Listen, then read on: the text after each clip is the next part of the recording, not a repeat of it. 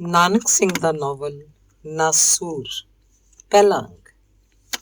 ਮੰਗਤੂ, ਔਖਾ ਜਿਹਾ ਸਾਹ ਲੈਂਦਿਆਂ ਰੋਗੀ ਨੇ ਆਵਾਜ਼ ਮਾਰੀ। ਉਹ ਚੱਕੇ ਨਾ।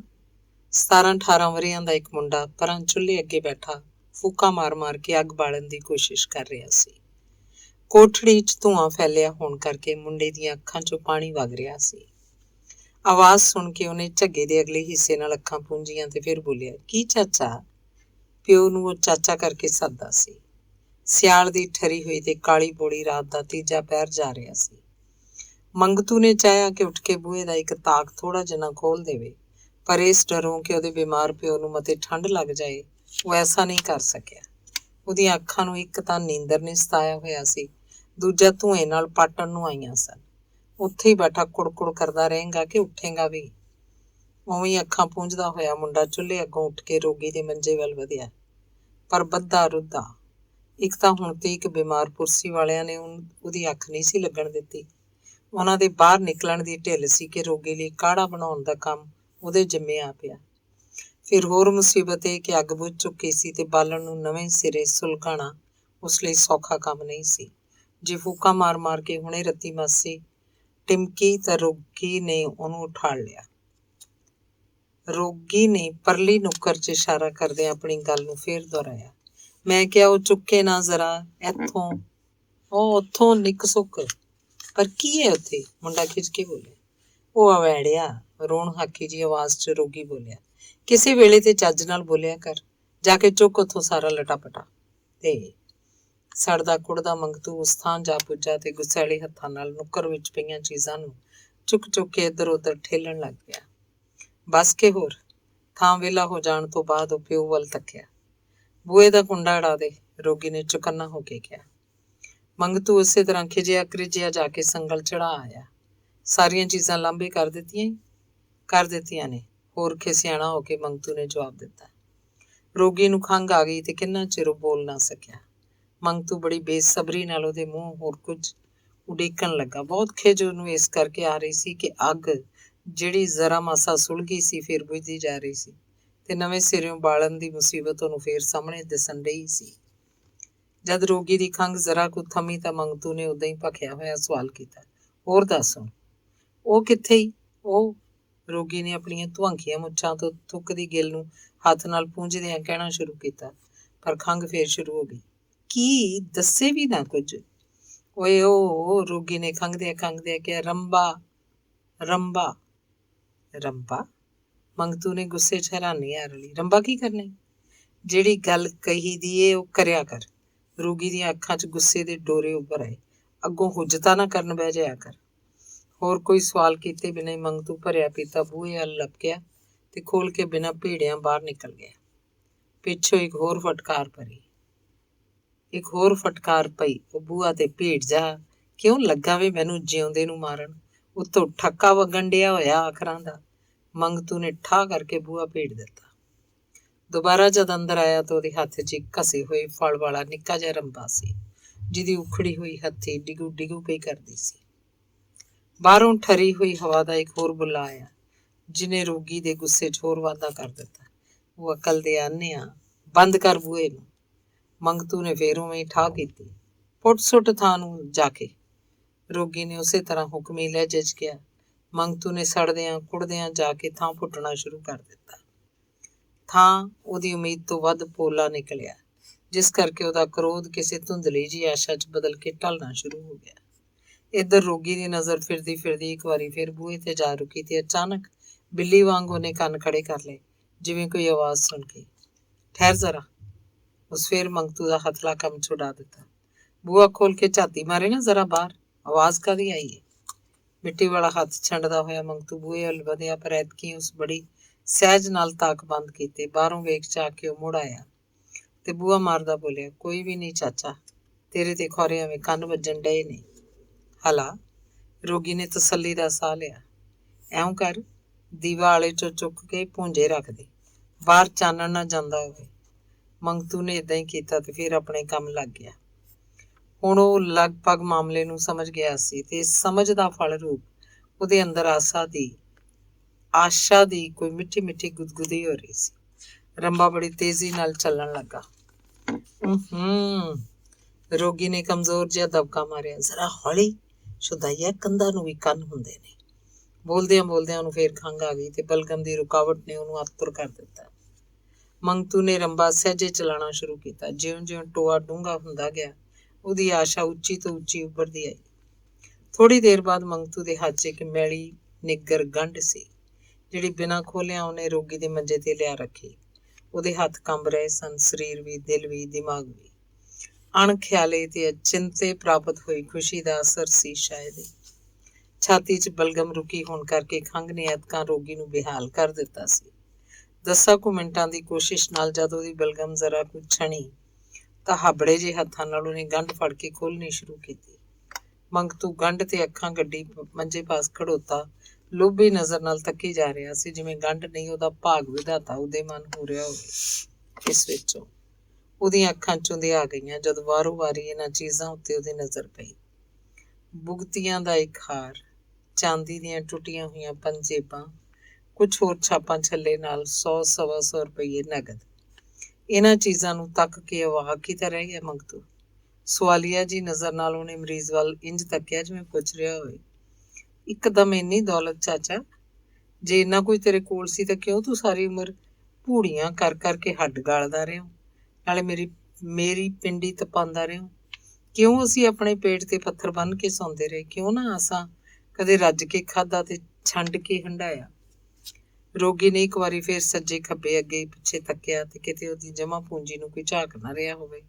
ਉਹ ਤਾਂ ਹੁਣੇ ਕੋਈ ਬਾਹਰੋਂ ਆ ਕੇ ਇਹ ਸਾਰਾ ਕੁਝ ਪੜੁੰਝ ਲਵੇ ਤੇ ਉਹਦਾ ਗਲਾ ਦਬਾਉਂਦਾ ਹੋਇਆ ਆਖੇ, ਬੁੱਢਿਆ ਖੋਡੂਆ, ਐਵੇਂ ਮਰੂ ਮਰੂ ਕਰਦਾ ਰਹਿੰਦਾ ਸੈਂ ਹਰ ਵੇਲੇ। ਐਵੇਂ ਲੋਕਾਂ ਅੱਗੇ ਲਿਲਕਣੀਆਂ ਲੈ ਲੈ ਕੇ ਕਹਿੰਦਾ ਸਾਂ ਕਿ ਮੈਨੂੰ ਤੇ ਡੰਗ ਜੋਗਾ ਆਟਾ ਵੀ ਨਹੀਂ ਜੁੜਦਾ।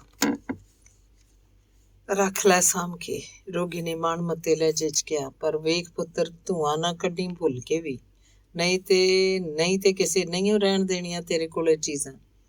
ਦੱਬ ਛੱਡ ਜਾ ਕੇ ਉੱਥੇ ਜਿੱਥੋਂ ਕੱਢੀਆਂ ਈ, ਤੇ ਮਿੱਟੀ ਪਾ ਕੇ ਲਤਾੜ ਛੱਡੀ ਚੰਗੀ ਤਰ੍ਹਾਂ, ਤੇ ਉੱਤੇ ਪੋਚਾ ਫੇਰ ਦਈ ਭਲਕੇ ਜੇ ਵੇਲੇ। ਕਾੜੇ ਵਾਲੀ ਪਤੀਲੀ ਜਿਹੜੀ ਧੁੱਖ ਦੀ ਅੱਗ ਨਾਲ ਗਰਮ ਨਹੀਂ, ਮਸੇ ਨਿੱਘੀ ਹੋਈ ਸੀ, ਫੇਰ ਠੰਡੀ ਹੋ ਗਈ। ਦਬ ਦਬਾਣ ਦੇ ਕੰਮ ਤੋਂ ਵਿਹਲਾ ਹੋ ਕੇ ਮੰਗਤੂ ਫੇਰ ਅੱਗ ਬਾਲਣ 'ਚ ਰੁੱਝ ਗਿਆ। ਧੂੰਆਂ ਹੁਣ ਵੀ ਉਹਦੀਆਂ ਅੱਖਾਂ 'ਚੋਂ ਪਾਣੀ ਕੱਢ ਰਿਹਾ ਸੀ, ਪਰ ਉਹਨੂੰ ਜਾਪਦਾ ਜਿਵੇਂ ਐਤਕਾਂ ਇਸ ਧੂੰਏਂ ਦੀ ਕੁੜੱਤਣ ਮਿਠਾਸ 'ਚ ਬਦਲ ਗਈ ਹੋਵੇ। ਫੂਕਾਂ ਮਾਰਦਿਆਂ ਉਹਦੇ ਕੰਨਾਂ 'ਚ ਅੰਮ੍ਰਿਤ ਭਰ ਰਿਹਾ ਸੀ।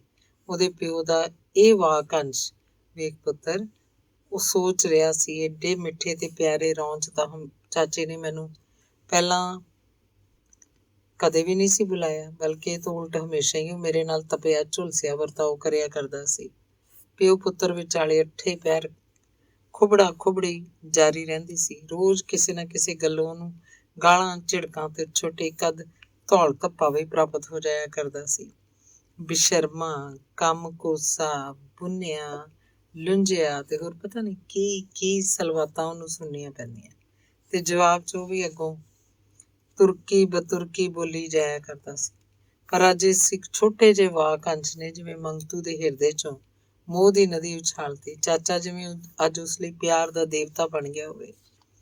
ਇਸ ਵੇਲੇ ਉਹਦਾ ਦਿਲ ਕਰਦਾ ਸੀ ਕਿ ਉਹ ਸਾਰੀ ਪੂੰਜੀ ਖਰਚ ਕਰਕੇ ਇੱਕ ਵਾਰੀ ਚਾਚੇ ਨੂੰ ਮੌਤ ਦੇ ਪੰਜੇ 'ਚੋਂ ਛੁਡਾ ਲਵੇ। ਚਾਚਾ, ਕਾੜੇ ਵਾਲਾ ਕੌਲ ਉਹਦੇ ਹੱਥ 'ਚ ਥਮਾਉਂਦਾ ਹੋਇਆ ਮੰਗਤੂ ਬੋਲਿਆ, ਆਰਾਮ ਤੇ ਤੈਨੂੰ ਮਾਸਾ ਨਹੀਂ ਆਇਆ ਇਸ ਨਾਲ? ਭਲਕੇ ਮੇਰੀ ਸਲਾਹ ਹੈ ਕਿਸੇ ਡਾਕਟਰ ਨੂੰ ਸੱਦ ਕੇ ਵਿਖਾਲ ਦੇਈਏ।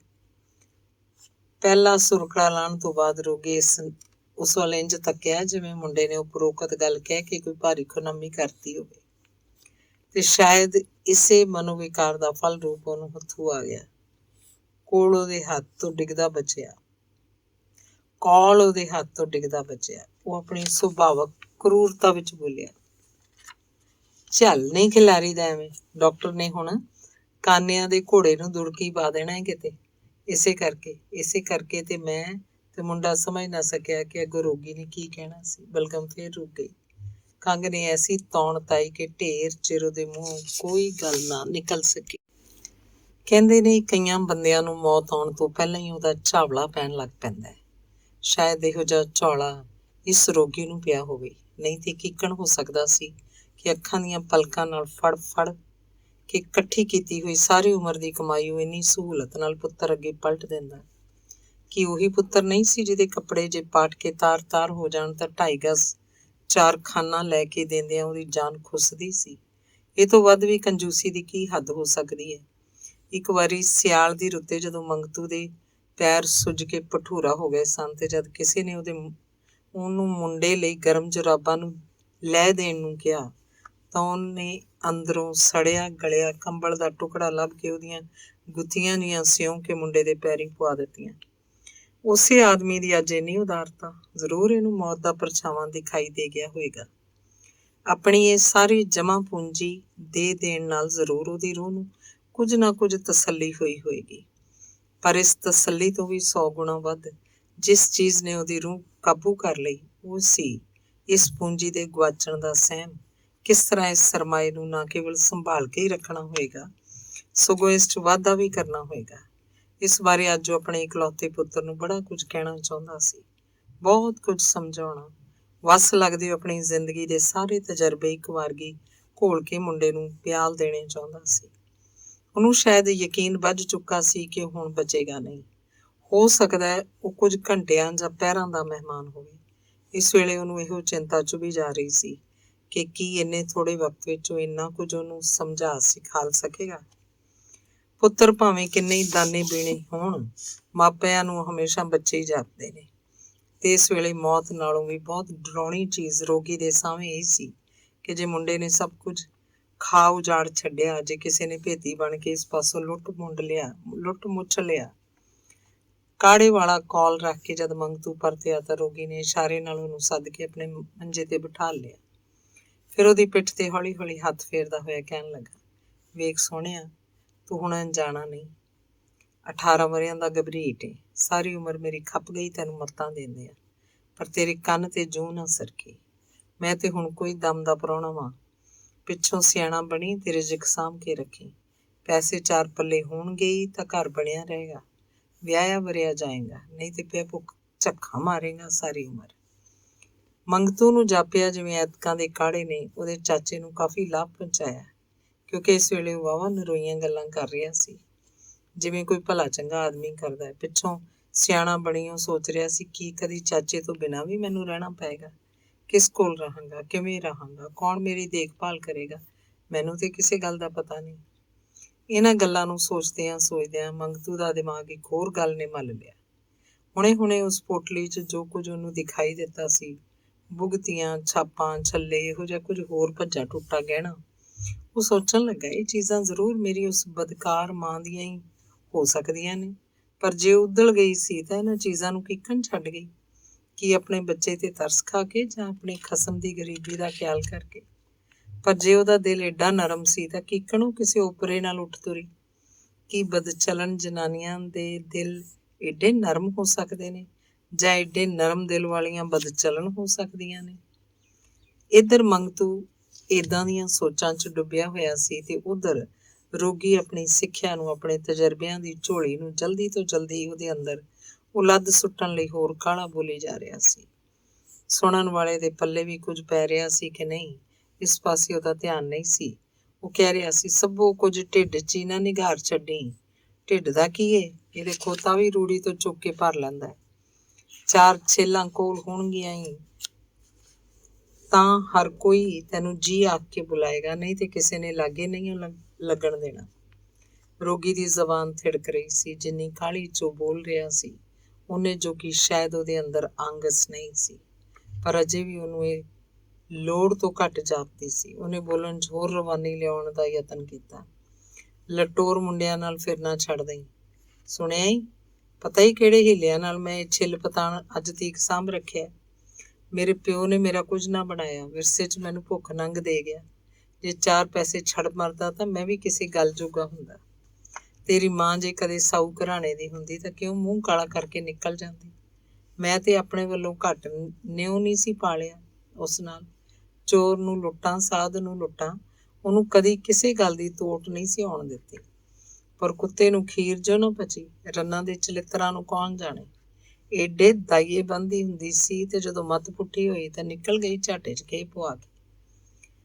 ਮੇਰੀ ਤੇ ਭਲੀ ਪੁੱਛੀ, ਤੇਰੇ ਉੱਤੇ ਵੀ ਕੁੱਤੀ ਨੂੰ ਤਰਸ ਨਾ ਆਇਆ। ਬੋਟ ਜਿਹਾ ਛਾਤੀ ਨਾਲੋਂ ਤੋੜ ਕੇ ਸੁੱਟ ਗਈ।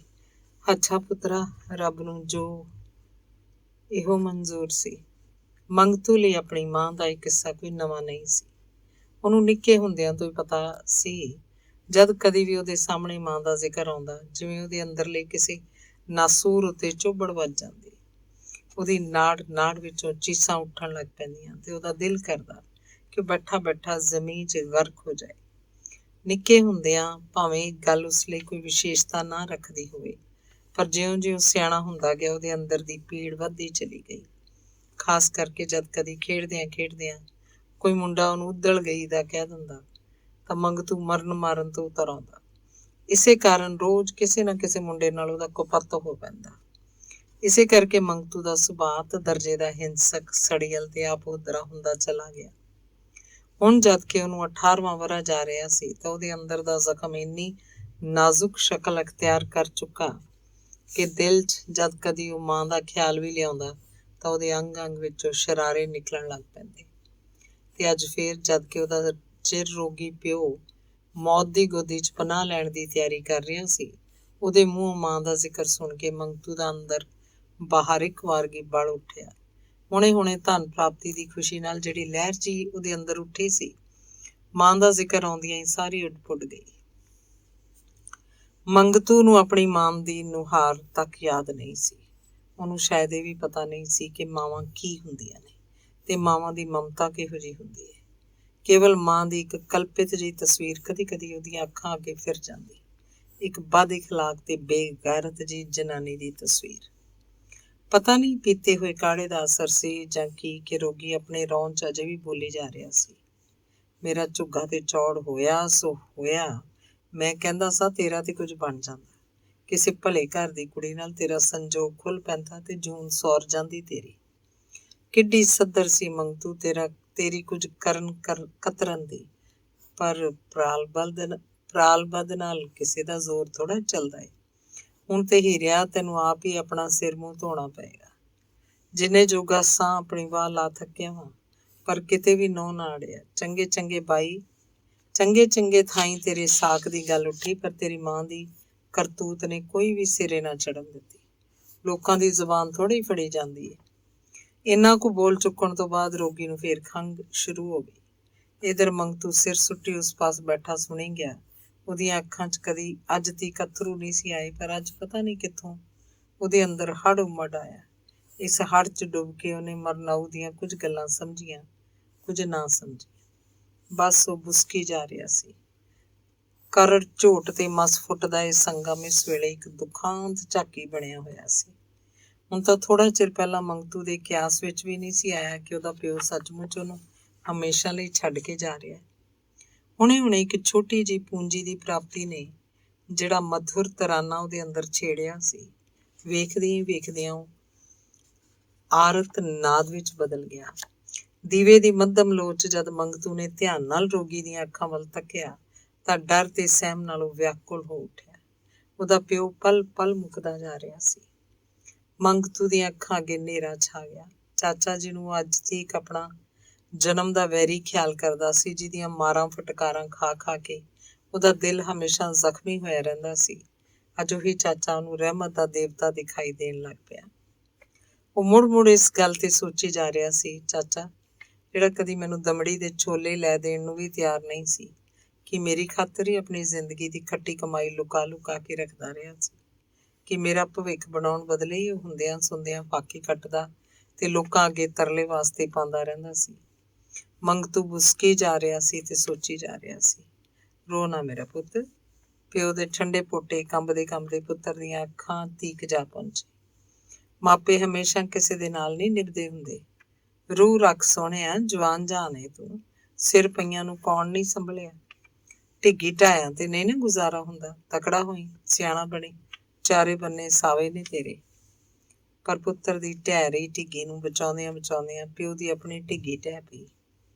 ਉਹਨੇ ਅਜੇ ਤੱਕ ਪਤਾ ਨਹੀਂ ਕਿੰਨਾ ਕੁਝ ਕਹਿਣਾ ਤੇ ਕੀ ਨਸੀਹਤਾਂ ਦੇਣੀਆਂ ਸਨ ਤੇ ਖੌਰੇ ਕਿਹੜੇ ਤਲਰਬਿਆਂ ਨੂੰ ਉਸ ਅੱਗੇ ਬਿਆਨਣਾ ਸੀ। ਅਜੇ ਤਾਂ ਇਹ ਵੀ ਨਹੀਂ ਸੀ ਦੱਸ ਸਕਿਆ ਕਿ ਕਿਸਮਤ ਨੇ ਉਸ ਨਾਲ ਕੀ ਟਿਚਕਰਾਂ ਕੀਤੀਆਂ ਤੇ ਉਹਦੀਆਂ ਰੀਝਾਂ ਨੂੰ ਕਿਵੇਂ ਮਸਲਿਆ। ਅਜੇ ਤਾਂ ਪੁੱਤਰ ਨੂੰ ਸਿਆਣਾ ਬਣਾਉਣ ਲਈ ਅਸਲੀ ਉਪਦੇਸ਼ਾਂ ਦੀ ਭਰਮਾਰ ਕਰਨੀ ਉਹਨੇ ਛੋਈ ਵੀ ਨਹੀਂ ਸੀ ਕਿ ਚਾਰੇ ਬੰਨੇ ਸਾਵੇ ਵਾਕ ਤੋਂ ਬਾਅਦ ਉਹਨੂੰ ਫੇਰ ਖੰਘ ਆ ਗਈ ਤੇ ਐਤਕੀ ਦੀ ਖੰਘ ਸ਼ਾਇਦ ਆਪਣੇ ਨਾਲ ਹੀ ਉਸ ਨਾਲ ਨਾਮੁਰਾਦੀ ਦਾ ਪਰਵਾਨਾ ਵੀ ਲੈਂਦੀ ਆਈ। ਬਲਗਮ ਫੇਰ ਰੁਕ ਗਈ ਤੇ ਐਤਕਾਂ ਐਸੀ ਰੁਕੀ ਕਿ ਫੇਰ ਨਹੀਂ ਛਣੀ। ਰਾਤ ਦੇ ਚੌਥੇ ਪਹਿਰ ਰੋਗੀ ਨੇ ਬੁੱਲਾਂ 'ਚ 2-3 ਵੇਰਾਂ ਰਾਮ ਰਾਮ ਕਹਿੰਦਿਆਂ ਦਮ ਤੋੜ ਦਿੱਤਾ। ਅੰਗ ਦੂਸਰਾ।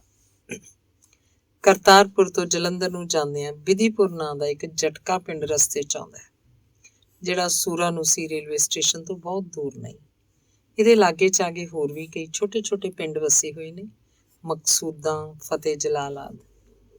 ਇਸੇ ਬਿਧੀਪੁਰ ਦੇ ਵਾਸੀ ਨੇ ਇਹ ਦੋਵੇਂ ਪਿਓ ਪੁੱਤਰ, ਚੇਤੂ ਤੇ ਮੰਗਤੂ। ਚੇਤੂ ਦਾ ਪੂਰਾ ਨਾਂ ਚੇਤਰਾਮ ਹੈ ਤੇ ਮੰਗਤੂ ਦਾ ਮੰਗਤ ਰਾਮ। ਪਰ ਇਹਨਾਂ ਦੋਹਾਂ ਨੇ ਆਪਣੇ ਨਾਵਾਂ ਨਾਲ ਰਾਮ ਨੂੰ ਕਦੇ ਵੀ ਜੁੜਦਾ ਨਹੀਂ ਸੁਣਿਆ।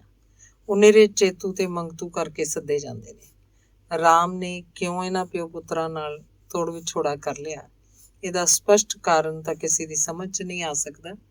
ਅਲਬੱਤਾ ਕਿਆਸੀ ਤੌਰ ਤੇ ਕਿਹਾ ਜਾ ਸਕਦਾ ਹੈ ਕਿ ਇਹਦੀ ਵਜ੍ਹਾ ਨਵੀਂ ਸੱਭਿਅਤਾ ਹੀ ਹੋਏਗੀ। ਉਦੋਂ ਤ੍ਰੇਤਾ ਯੁੱਗ ਵਿੱਚ ਸ਼ਾਇਦ ਅਜੇ ਮਨੁੱਖੀ ਸਮਾਜ 'ਚ ਸੱਭਿਅਤਾ ਦਾ ਜਨਮ ਨਹੀਂ ਸੀ ਹੋਇਆ ਹੋਣਾ, ਜਦੋਂ ਰਾਮ ਭੀਲਣੀ ਦੀ ਟੁੱਟੀ ਹੋਈ ਝੌਂਪੜੀ 'ਚ ਜਾ ਕੇ ਉਹਦੇ ਜੂਠੇ ਬੇਰ ਖਾ ਆਉਂਦਾ ਸੀ। ਪਰ ਇੱਧਰ ਕਲਯੁੱਗ 'ਚ ਜਦ ਤੋਂ ਉਹਦੇ ਨਿਵਾਸ ਲਈ ਬਿਰਲਾ ਮੰਦਰ ਆਦਿ ਵਿਸ਼ਾਲ ਭਵਨ ਰਚੇ ਜਾਣ ਲੱਗੇ ਤੇ ਉਹਦੇ ਛਕਣ ਲਈ ਮੋਹਨ ਭੋਗ ਤਿਆਰ ਹੋਣ ਲੱਗ ਪਏ, ਤਾਂ ਹੋ ਸਕਦਾ ਹੈ ਰਾਮ ਨੂੰ ਭੀਲਣੀ ਦੇ ਬੇਰ ਫਿੱਕੇ ਲੱਗਣ ਲੱਗ ਪਏ ਹੋਣ ਤੇ ਸੰਭਵ ਹੈ ਇਸੇ ਸੱਭਿਅਤਾ ਦੇ ਖਿਆਲੋਂ ਉਹਨੇ ਚੇਤੂ ਮੰਗਤੂ ਵਰਗਿਆਂ ਨਾਲ ਭਿੱਟਣਾ ਛੱਡ ਦਿੱਤਾ ਹੋਵੇ। ਖੈਰ, ਰਾਮ ਦੀਆਂ ਰਾਮ ਹੀ ਜਾਣੇ। ਪਰ ਇੱਕ ਗੱਲ ਤਾਂ ਨਿਰਸੰਦੇਹ ਕਹੀ ਜਾ ਸਕਦੀ ਹੈ ਕਿ ਚੇਤੂ ਨੇ ਜ਼ਿੰਦਗੀ ਭਰ ਆਪਣੇ ਰਾਮ ਉੱਤੇ ਗਿਲਾ ਗੁਜ਼ਾਰੀ ਨਹੀਂ ਕੀਤੀ।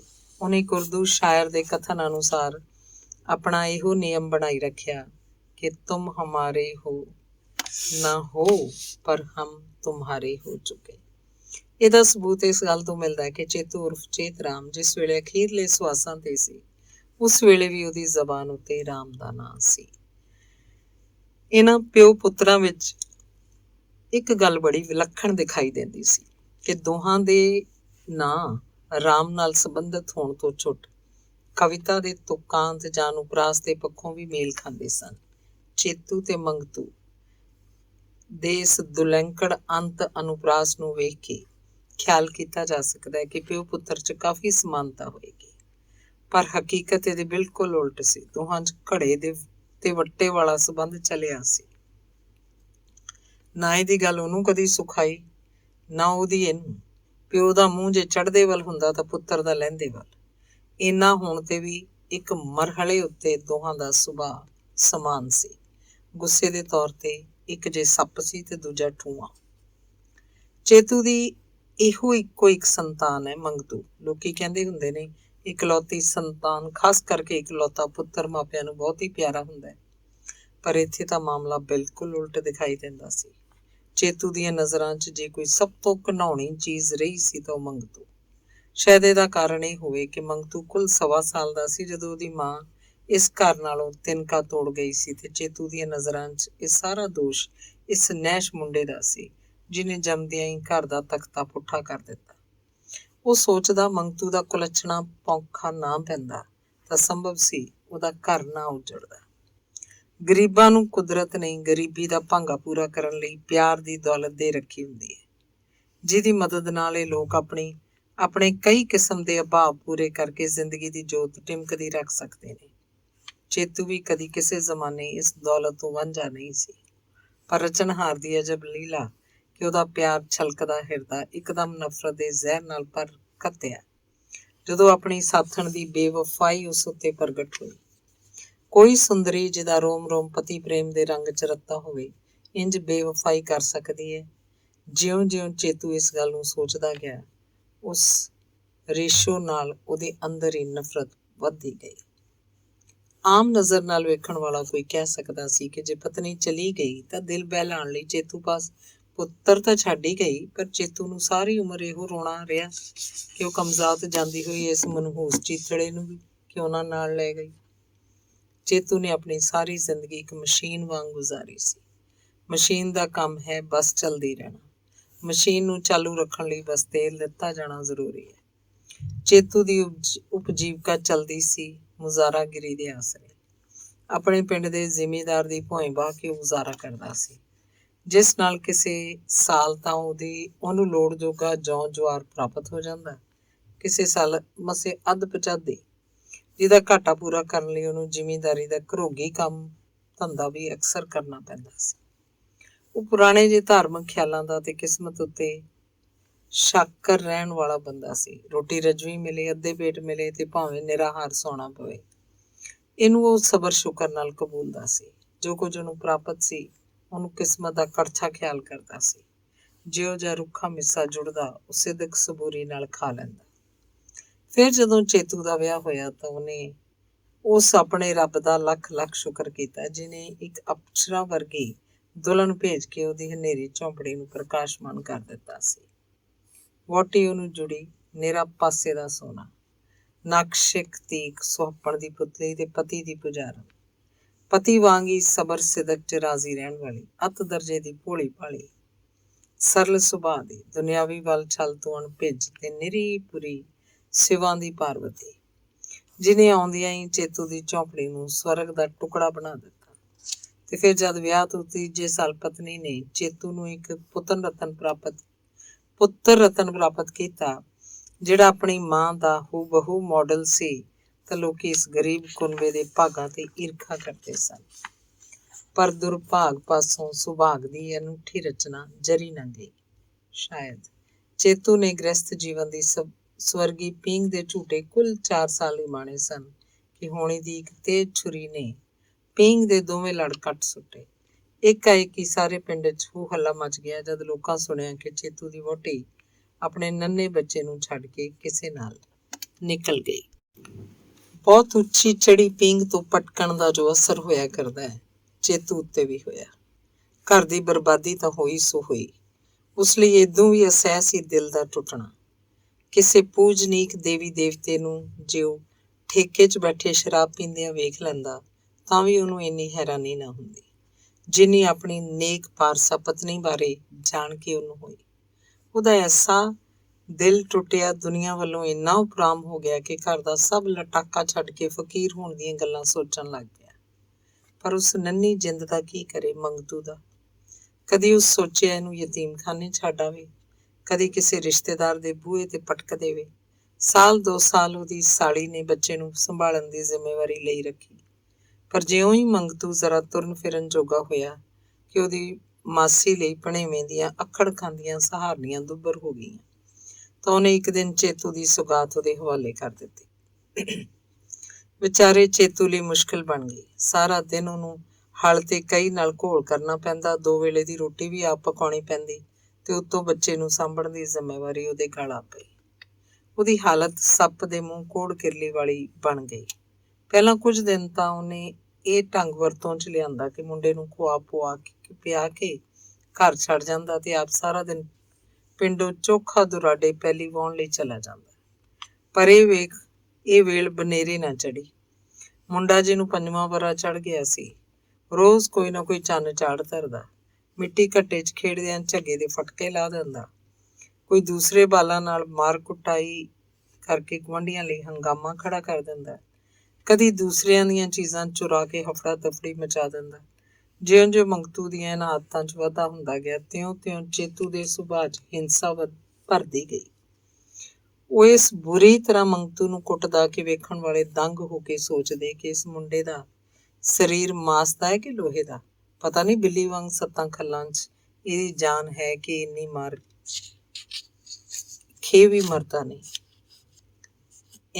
ਖਾ ਕੇ ਵੀ ਮਰਦਾ ਨਹੀਂ। ਉਸ ਤੋਂ ਬਾਅਦ ਚੇਤੂ ਨੇ ਉਹਨੂੰ ਨਾਲ ਲੈ ਜਾਣਾ ਸ਼ੁਰੂ ਕੀਤਾ, ਪਰ ਉੱਥੇ ਵੀ ਤਾਂ ਮੰਗਤੂ ਘੱਟ ਨਹੀਂ ਸੀ ਗੁਜ਼ਾਰਦਾ। ਕਈ ਵਾਰੀ ਚੇਤੂ ਦੁਖੀ ਹੋ ਕੇ ਦਿਲ ਹੀ ਦਿਲ 'ਚ ਅਰਜ਼ੋਈਆਂ ਕਰਦਾ, ਰੱਬਾ ਜਾਂ ਇਸ ਮੁੰਡੇ ਨੂੰ ਸਾਂਭ ਲੈ ਜਾਂ ਮੇਰਾ ਦਾਣਾ ਪਾਣੀ ਚੁੱਕ ਲੈ। ਮੁਜ਼ਾਰੇ ਕਾਮੇ ਦੀ ਜ਼ਿੰਦਗੀ ਸੁਥਰੇ ਦੀ ਚਿੜੀ ਵਾਂਗ ਹੁੰਦੀ ਹੈ, ਜਿਹੜਾ ਨਿਰਾਪੁਰਾ ਜ਼ਿਮੀਂਦਾਰਾਂ ਦੇ ਰਹਿਮ ਤੇ ਹੁੰਦਾ ਹੈ। ਜ਼ਰਾ ਜਿੰਨੀ ਕਿਸੇ ਗਲਤੀ ਬਦਲੇ ਜੇ ਜ਼ਿਮੀਂਦਾਰ ਚਾਹੇ ਤਾਂ ਉਹਨੂੰ ਕੰਨੋਂ ਫੜ ਕੇ ਬੇਦਖਲ ਕਰ ਸਕਦਾ, ਉਹਦੀ ਕੋਈ ਦਾਦ ਫਰਿਆਦ ਨਹੀਂ। ਉਨੀ ਦਿਨੀ ਪੰਜਾਬ ਦੇ ਪਿੰਡਾਂ 'ਚ ਮੁਜ਼ਾਰਾ ਐਜੀਟੇਸ਼ਨ ਚੱਲ ਰਹੀ ਸੀ, ਜਿਹਦਾ ਅਸਰ ਵੱਧਦਾ ਚੇਤੂ ਤੱਕ ਵੀ ਜਾ ਪਹੁੰਚਿਆ। ਉਹ ਵੀ 1-2 ਵਾਰੀ ਇਸ ਐਜੀਟੇਸ਼ਨ 'ਚ ਜਾ ਸ਼ਾਮਲ ਹੋਇਆ। ਜ਼ਿਮੀਂਦਾਰ ਨੂੰ ਇਸ ਗੱਲ ਦਾ ਪਤਾ ਲੱਗਾ ਤਾਂ ਉਹਨੇ ਆ ਵੇਖਿਆ ਨਾ ਤਾਂ ਚੇਤੂ ਨੂੰ ਝੱਟ ਬੇਦਖਲੀ ਦੇ ਹੁਕਮ ਦੇ ਦਿੱਤਾ। ਇਹ ਭਾਣਾ ਨਿਰਾ ਚੇਤੂ ਇਕੱਲੇ ਦਾ ਨਹੀਂ ਸੀ ਵਰਤਿਆ। ਉਹਦੇ ਹੋਰ ਵੀ ਅਣਗਿਣਤ ਹਮਪੇਸ਼ਾ ਲੋਕਾਂ ਨੂੰ ਜ਼ਿਮੀਂਦਾਰਾਂ ਦੀ ਕਰੋਪੀ ਕਾਰਨ ਬੇਦਖਲ ਹੋਣਾ ਪਿਆ। ਜਿਨ੍ਹਾਂ ਦੇ ਕੁੱਲੇ ਝੌਂਪੜੇ ਜ਼ਿਮੀਂਦਾਰਾਂ ਦੀ ਜ਼ਮੀਨ ਸਨ, ਉਹਨਾਂ ਨੂੰ ਪਿੰਡ ਛੱਡ ਕੇ ਭੱਜਣਾ ਪਿਆ। ਰੋਜ਼ੀ ਰਿਜ਼ਕ ਦੀ ਭਾਲ 'ਚ ਇਹਨਾਂ ਲੋਕਾਂ ਨੇ ਪਿੰਡਾਂ ਨੂੰ ਛੱਡ ਕੇ ਸ਼ਹਿਰ ਦੀ ਖਾਕ ਛਾਨਣੀ ਸ਼ੁਰੂ ਕਰ ਦਿੱਤੀ। ਕਿਸੇ ਕੁਲੀਗਿਰੀ ਕਰ ਲਈ, ਕਿਸੇ ਛਾਪਾ ਫਰੋਸ਼ੀ ਆਰੰਭ ਦਿੱਤੀ, ਕਿਸੇ ਨੇ ਮੰਡੀਆਂ 'ਚ ਜਾ ਕੇ ਬੋਰੀਆਂ ਚੁੱਕਣੀਆਂ ਸ਼ੁਰੂ ਕਰ ਦਿੱਤੀਆਂ, ਕਿਸੇ ਨੇ ਚੌਕੀਦਾਰ ਆਦਿ ਕੋਈ ਟਾਵਾਂ ਟੋਲੀ ਨੌਕਰੀ ਲੱਭ ਲਈ। ਚੇਤੂ ਦਾ ਕਿਉਂਕਿ ਮਕਾਨ ਆਪਣਾ ਜੱਦੀ ਸੀ, ਇਸ ਲਈ ਜ਼ਿਮੀਂਦਾਰ ਨੇ ਉਹਨੂੰ ਬੇਰੁਜ਼ਗਾਰ ਤਾਂ ਕਰ ਦਿੱਤਾ, ਪਰ ਬੇਘਰ ਨਹੀਂ ਸੀ ਕਰ ਸਕਿਆ। ਬੇਰੁਜ਼ਗਾਰੀ ਦੀ ਹਾਲਤ ਵਿੱਚ ਇੱਕ ਗਰੀਬ ਕਾਮਾ ਕਿੰਨਾ ਕੁ ਚਿਰ ਗੁਜ਼ਾਰਾ ਕਰ ਸਕਦਾ ਸੀ।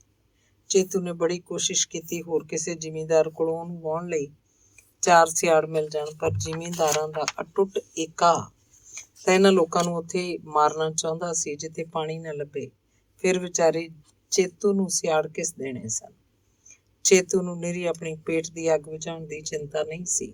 ਸਭ ਤੋਂ ਵੱਡਾ ਕਲੇਸ਼ ਉਹਦੇ ਸਾਹਮਣੇ ਮੰਗਤੂ ਦਾ ਸੀ।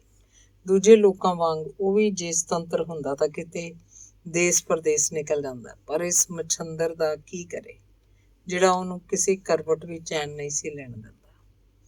ਹੋਰ ਕੋਈ ਚਾਰਾ ਨਾ ਵੇਖ ਕੇ ਛੇਕੜ ਚੇਤੂ ਨੇ ਪਿੰਡ ਤੋਂ 2.5-3 ਮੀਲਾਂ ਦੀ ਵਾਟ ਤੇ ਭੱਠੇ 'ਚ ਕੰਮ ਲੱਭ ਲਿਆ। ਕੁਝ ਸਮਾਂ ਉਹਨੇ ਉੱਥੇ ਮਿੱਟੀ ਗਾਰੇ ਨਾਲ ਘੁਲਦਿਆਂ ਗੁਜ਼ਾਰ ਦਿੱਤਾ। ਦੂਜੇ ਪਥੇਰਿਆਂ ਵਾਂਗ ਉਹਨੇ ਵੀ ਪਿੱਲੀਆਂ ਇੱਟਾਂ ਦਾ ਤੈ ਕੰਧਾ ਖੜਾ ਕਰ ਦਿੱਤਾ ਤੇ ਉੱਤੇ ਸਰਕੜਾ ਪਾ ਕੇ ਰਹਿਣ ਜੋਗੀ ਥਾਂ ਬਣਾ ਲਈ ਸੀ। ਕੰਮ ਭਾਵੇਂ ਬੜਾ ਕਠਨ ਤੇ ਹੱਡ ਤੋੜਵਾਂ ਸੀ ਤੇ ਨਾਲੇ ਚੇਤੂ ਦਾ ਸਰੀਰ ਵੀ ਦਿਨੋਂ ਦਿਨ ਮਾੜਾ ਹੁੰਦਾ ਜਾ ਰਿਹਾ ਸੀ, ਫਿਰ ਵੀ ਉਹਨੇ ਰੂਹ ਨਹੀਂ ਛੱਡਿਆ। ਸੁਭਾਵਕ ਹੀ ਉਹ ਹਠੀ ਸੀ। ਪਰ ਜਿਸ ਚੀਜ਼ ਨੇ ਉਹਦੇ ਸਰੀਰ ਨੂੰ ਨਪੀੜਨਾ ਸ਼ੁਰੂ ਕੀਤਾ ਸੀ, ਇਹ ਸੀ ਮੰਗਤੂ ਦੀ ਹੋਂਦ। ਮੰਗਤੂ ਜਿਉਂ-ਜਿਉਂ ਸਿਆਣਾ ਹੁੰਦਾ ਗਿਆ, ਉਹਦੇ ਸੁਭਾਅ 'ਚ ਹਿੰਸਾ, ਢੀਠਪੁਣਾ ਤੇ ਕੁਟੀਰਪੁਣਾ ਵੱਧਦਾ ਗਿਆ। ਪਥੇਰਿਆਂ ਦੇ ਮੁੰਡਿਆਂ ਨਾਲ ਮਾਰ ਕੁਟਾਈ, ਹੱਥੋਂ ਪਾਈ ਤੇ ਕਦੀ-ਕਦੀ ਲਹੂ ਲੁਹਾਨ ਕਰ ਦੇਣਾ, ਇਹ ਉਸ ਲਈ ਨਿੱਤ ਦਿਹਾੜੀ ਦਾ ਸ਼ੁਗਲ ਸੀ। ਚੇਤੂ ਪਾਸ ਛੁੱਟ ਮਾਰਨ ਕੁੱਟਣ ਤੋਂ ਹੋਰ ਚਾਰਾ ਹੀ ਕੀ ਸੀ, ਪਰ ਇਹ ਇਲਾਜ ਤਾਂ ਉਹਦੇ ਭਾਣੇ ਕਦੇ ਦਾ ਬੇਕਾਰ ਹੋ ਚੁੱਕਾ ਸੀ। ਮੰਗਤੂ ਹੁਣ ਇਹਨਾਂ ਪਾਣੀਆਂ ਨੂੰ ਝਾਗ ਚੁੱਕਾ ਸੀ। ਕਹਿੰਦੇ ਨੇ ਸੋਭਾ ਤੇ ਕਸੋਭਾ ਇਹ ਦੋਵੇਂ ਆਦਮੀ ਦੇ ਨਾਲ-ਨਾਲ ਰਹਿੰਦੀਆਂ ਨੇ, ਪਰ ਜਾਪਦਾ ਕਸੋਭਾ ਦੇ ਕਦਮ ਸੋਭਾ ਨਾਲੋਂ ਜ਼ਿਆਦਾ ਤੇਜ਼ ਹੁੰਦੇ ਨੇ। ਇਹ ਨਾ ਕੇਵਲ ਆਦਮੀ ਦੇ ਨਾਲ ਰਹਿੰਦੀ ਹੈ, ਸਗੋਂ ਅਗੇਤਰੀ ਦੂਰ ਦੁਰਾਡੇ ਤੱਕ ਫੈਲ ਜਾਂਦੀ ਹੈ। ਪਥੇਰਿਆਂ ਦੇ ਮੁੰਡਿਆਂ ਨੂੰ ਪਤਾ ਨਹੀਂ ਕਿੱਕਣ ਮੰਗਤੂ ਦੀ ਕਸੋਭਾ ਦੀ ਸੋਹ ਮਿਲ ਗਈ। ਲੜਾਈ ਝਗੜੇ ਜਾਂ ਖੇਡ-ਖੇਡ 'ਚ ਕਈ ਮੂੰਹ ਫੱਟ ਮੁੰਡੇ ਉਹਨੂੰ ਉੱਦਲ ਗਈ ਦਾ ਕਹਿ ਦਿੰਦੇ। ਇਹਦਾ ਨਤੀਜਾ ਹੁੰਦਾ ਕਿ ਮੰਗਤੂ ਨੇ ਨਹੀਂ ਵੇਖਣਾ ਕਿ ਉਹਦੇ ਹੱਥ 'ਚ ਇੱਟ ਹੈ ਕਿ ਪੱਥਰ, ਬਸ ਜੋ ਹੱਥ ਆਇਆ ਦੇ ਮਾਰਨਾ। ਤੇ ਵੇਖਦਿਆਂ ਹੀ ਵੇਖਦਿਆਂ ਭੱਠੇ ਦੀ ਇਸ ਕਾਲਕ ਲੂਟੀ ਆਬਾਦੀ 'ਚ ਇੱਕ ਹੰਗਾਮਾ ਖੜਾ ਹੋ ਜਾਣਾ। ਛੇਕੜ ਭੱਠੇ ਦੇ ਮਜ਼ਦੂਰਾਂ ਨੇ ਰਲ ਕੇ ਮਾਲਕ ਪਾਸ ਜਾ ਅਰਜ਼ੋਈ ਕੀਤੀ, ਜਿਹਦਾ ਫਲ ਰੂਪ ਚੇਤੂ ਨੂੰ ਆਪਣਾ ਬੋਰੀਆ ਬਿਸਤਰਾ ਉੱਥੋਂ ਵੀ ਚੁੱਕਣਾ ਪਿਆ। ਕੰਮ ਛੁੱਟ ਜਾਣ ਤੋਂ ਬਾਅਦ ਚੇਤੂ ਮੁੜ ਬੇਕਾਰ ਹੋ ਕੇ ਘਰ ਆ ਬੈਠਾ ਤੇ ਆਪਣੇ ਉਸ ਜਿੰਦ ਦੇ ਵੈਰੀ ਮੰਗਤੂ ਨੂੰ ਜੀ ਭਰ ਕੇ ਕੋਸਣ ਲੱਗਾ। ਜਿਹੜੇ 4 ਪੈਸੇ ਉਹਨੇ ਆਪਣਾ ਤੇ ਮੰਗਤੂ ਦਾ ਪੇਟ ਕੱਟ ਕੇ ਜੋੜੇ ਸੀ, ਉਹ ਖੁਰਦੇ ਜਦ ਉੱਕਾ ਹੀ ਮੁੱਕਣ ਤੇ ਆ ਗਏ ਤਾਂ ਉਹਦਾ ਮੱਥਾ ਠਣਕਿਆ। ਉਹਨੇ ਪਿੰਡ ਦਾ ਵਸੇਬਾ ਛੱਡ ਕੇ ਸ਼ਹਿਰ 'ਚ ਸ਼ਰਨ ਲੈਣ ਦਾ ਹੀ ਖਿਆਲ ਕੀਤਾ। ਉਸ ਤੋਂ ਕੁਝ ਦਿਨਾਂ ਬਾਅਦ ਚੇਤੂ ਆਪਣੇ ਉਸ ਜਮਦੂਤ ਮੰਗਤੂ ਨੂੰ ਨਾਲ ਲੈ ਕੇ ਘਰ ਦਾ ਸਮਾਨ ਸਾਲੀ ਦੇ ਘਰ ਰੱਖ ਕੇ ਜਲੰਧਰ ਜਾ ਪਹੁੰਚਿਆ ਤੇ ਮੰਗਤੂ ਦੀ ਉਮਰ ਉਸ ਵੇਲੇ 12 ਵਰ੍ਹਿਆਂ ਦੀ ਸੀ। ਜਲੰਧਰ 'ਚ ਚੇਤੂ ਦੇ ਪਿੰਡ ਦਾ ਇੱਕ ਆਦਮੀ ਰਹਿੰਦਾ ਸੀ, ਜਿਸ ਨਾਲ ਕਦੀ ਉਹਦੀ ਚੰਗੀ ਸਾਂਝ ਵਰਤੋਂ ਰਹਿ ਚੁੱਕੀ ਸੀ। ਇਹਦਾ ਨਾਂ ਸੀ ਕਿਰਪਾ। ਇਹ ਵੀ ਚੇਤੂ ਵਾਂਗ ਜ਼ਿਮੀਂਦਾਰ ਦੀ ਬੇਦਖਲੀ ਦਾ ਸ਼ਿਕਾਰ ਹੋਣ ਤੋਂ ਬਾਅਦ ਬੇਰੁਜ਼ਗਾਰੀ ਦਾ ਸਤਾਇਆ ਹੋਇਆ ਇੱਥੇ ਆ ਗਿਆ ਸੀ ਤੇ ਉਦੋਂ ਤੋਂ ਇਮਾਰਤੀ ਕੰਮ ਉੱਤੇ ਰਾਜਾਂ ਨਾਲ ਮਜ਼ਦੂਰ ਦਾ ਕੰਮ ਕਰਦਾ ਸੀ। ਜਲੰਧਰ ਪਹੁੰਚ ਕੇ ਚੇਤੂ ਨੇ ਇਸੇ ਪੁਰਾਣੇ ਮੇਲੇ ਗੇਲੀ ਪਾਸ ਪਨਾਹ ਲਈ। ਕਿਰਪੇ ਪਾਸ ਰਹਿਣ ਨੂੰ ਥਾਂ ਭਾਵੇਂ ਮਸੇ ਆਪਣੀ ਜੋਗੀ ਸੀ, ਇੱਕ ਨਿੱਕੀ ਜਿਹੀ ਕੋਠੜੀ, ਪਰ ਉਹਦਾ ਦਿਲ ਕਾਫੀ ਚੌੜਾ ਸੀ। ਗਰੀਬ ਦੀ ਦੁਨੀਆ ਬੜੀ ਸੌੜੀ ਹੁੰਦੀ ਹੈ। ਉਹਨਾਂ ਪਾਸ ਦਿਲ ਹੀ ਇੱਕ ਐਸੀ ਚੀਜ਼ ਹੁੰਦੀ ਹੈ ਜਿਹਦੀ ਕੁੜੱਤਣ ਉਹਨਾਂ ਨੂੰ ਸਾਰੀਆਂ ਸੌੜਾਂ ਨਾਲ ਟੱਕਰ ਲੈਣ ਦੀ ਸ਼ਕਤੀ ਦਿੰਦੀ ਹੈ। ਸੋ ਉਹਨੇ ਬੜੀ ਖੁੱਲ੍ਹਦਿਲੀ ਨਾਲ ਦੋਹਾਂ ਪ੍ਰਾਹੁਣਿਆਂ ਨੂੰ ਸੰਭਾਲ ਲਿਆ। ਨਿਰਾ ਇਹੋ ਹੀ ਨਹੀਂ, ਉਹਨੇ ਮਿਸਤਰੀ ਨੂੰ ਕਹਿ ਕੇ ਥੋੜ੍ਹੇ ਦਿਨਾਂ ਬਾਅਦ ਚੇਤੂ ਨੂੰ ਕੰਮ 'ਤੇ ਵੀ ਲਵਾ ਦਿੱਤਾ, ਜਿੱਥੇ ਆਪ ਕਰਦਾ ਸੀ। ਤੇ ਮੰਗਤੂ, ਉਹਨੂੰ ਸ਼ਹਿਰ ਵੇਖਣ ਦਾ ਮੌਕਾ ਪਹਿਲੀ ਵਾਰ ਮਿਲਿਆ ਸੀ।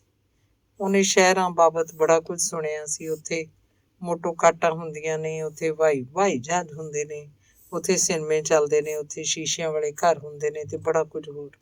ਇਸੇ ਕਰਕੇ ਉਹਨੇ ਖੂਬ ਚਾਈਂ ਸ਼ਹਿਰ ਵਿੱਚ ਪ੍ਰਵੇਸ਼ ਕੀਤਾ। ਉਹ ਹੁਣ ਰੋਜ਼ ਹਵਾਈ ਜਹਾਜ਼ ਉੱਡਦਾ ਵੇਖਿਆ ਕਰੇਗਾ, ਮੋਟਰਾਂ ਵੇਖੇਗਾ, ਸਿਨੇਮਾ ਵੇਖੇਗਾ। ਪਰ ਇੱਥੇ ਪਹੁੰਚ ਕੇ ਜੋ ਉਸ ਵੇਖਿਆ ਉਹ ਉਹਦੀ ਕਲਪਨਾ ਤੋਂ ਵੱਖਰੀ ਕਿਸਮ ਦਾ ਸੀ। ਹਵਾਈ ਜਹਾਜ਼ ਦੇ ਥਾਂ ਉਹਦੇ ਆਲੇ ਦੁਆਲੇ ਮੱਖੀਆਂ ਮੱਛਰਾਂ ਦੇ ਝੁੰਡ ਉੱਡਦੇ ਫਿਰਦੇ ਸਨ।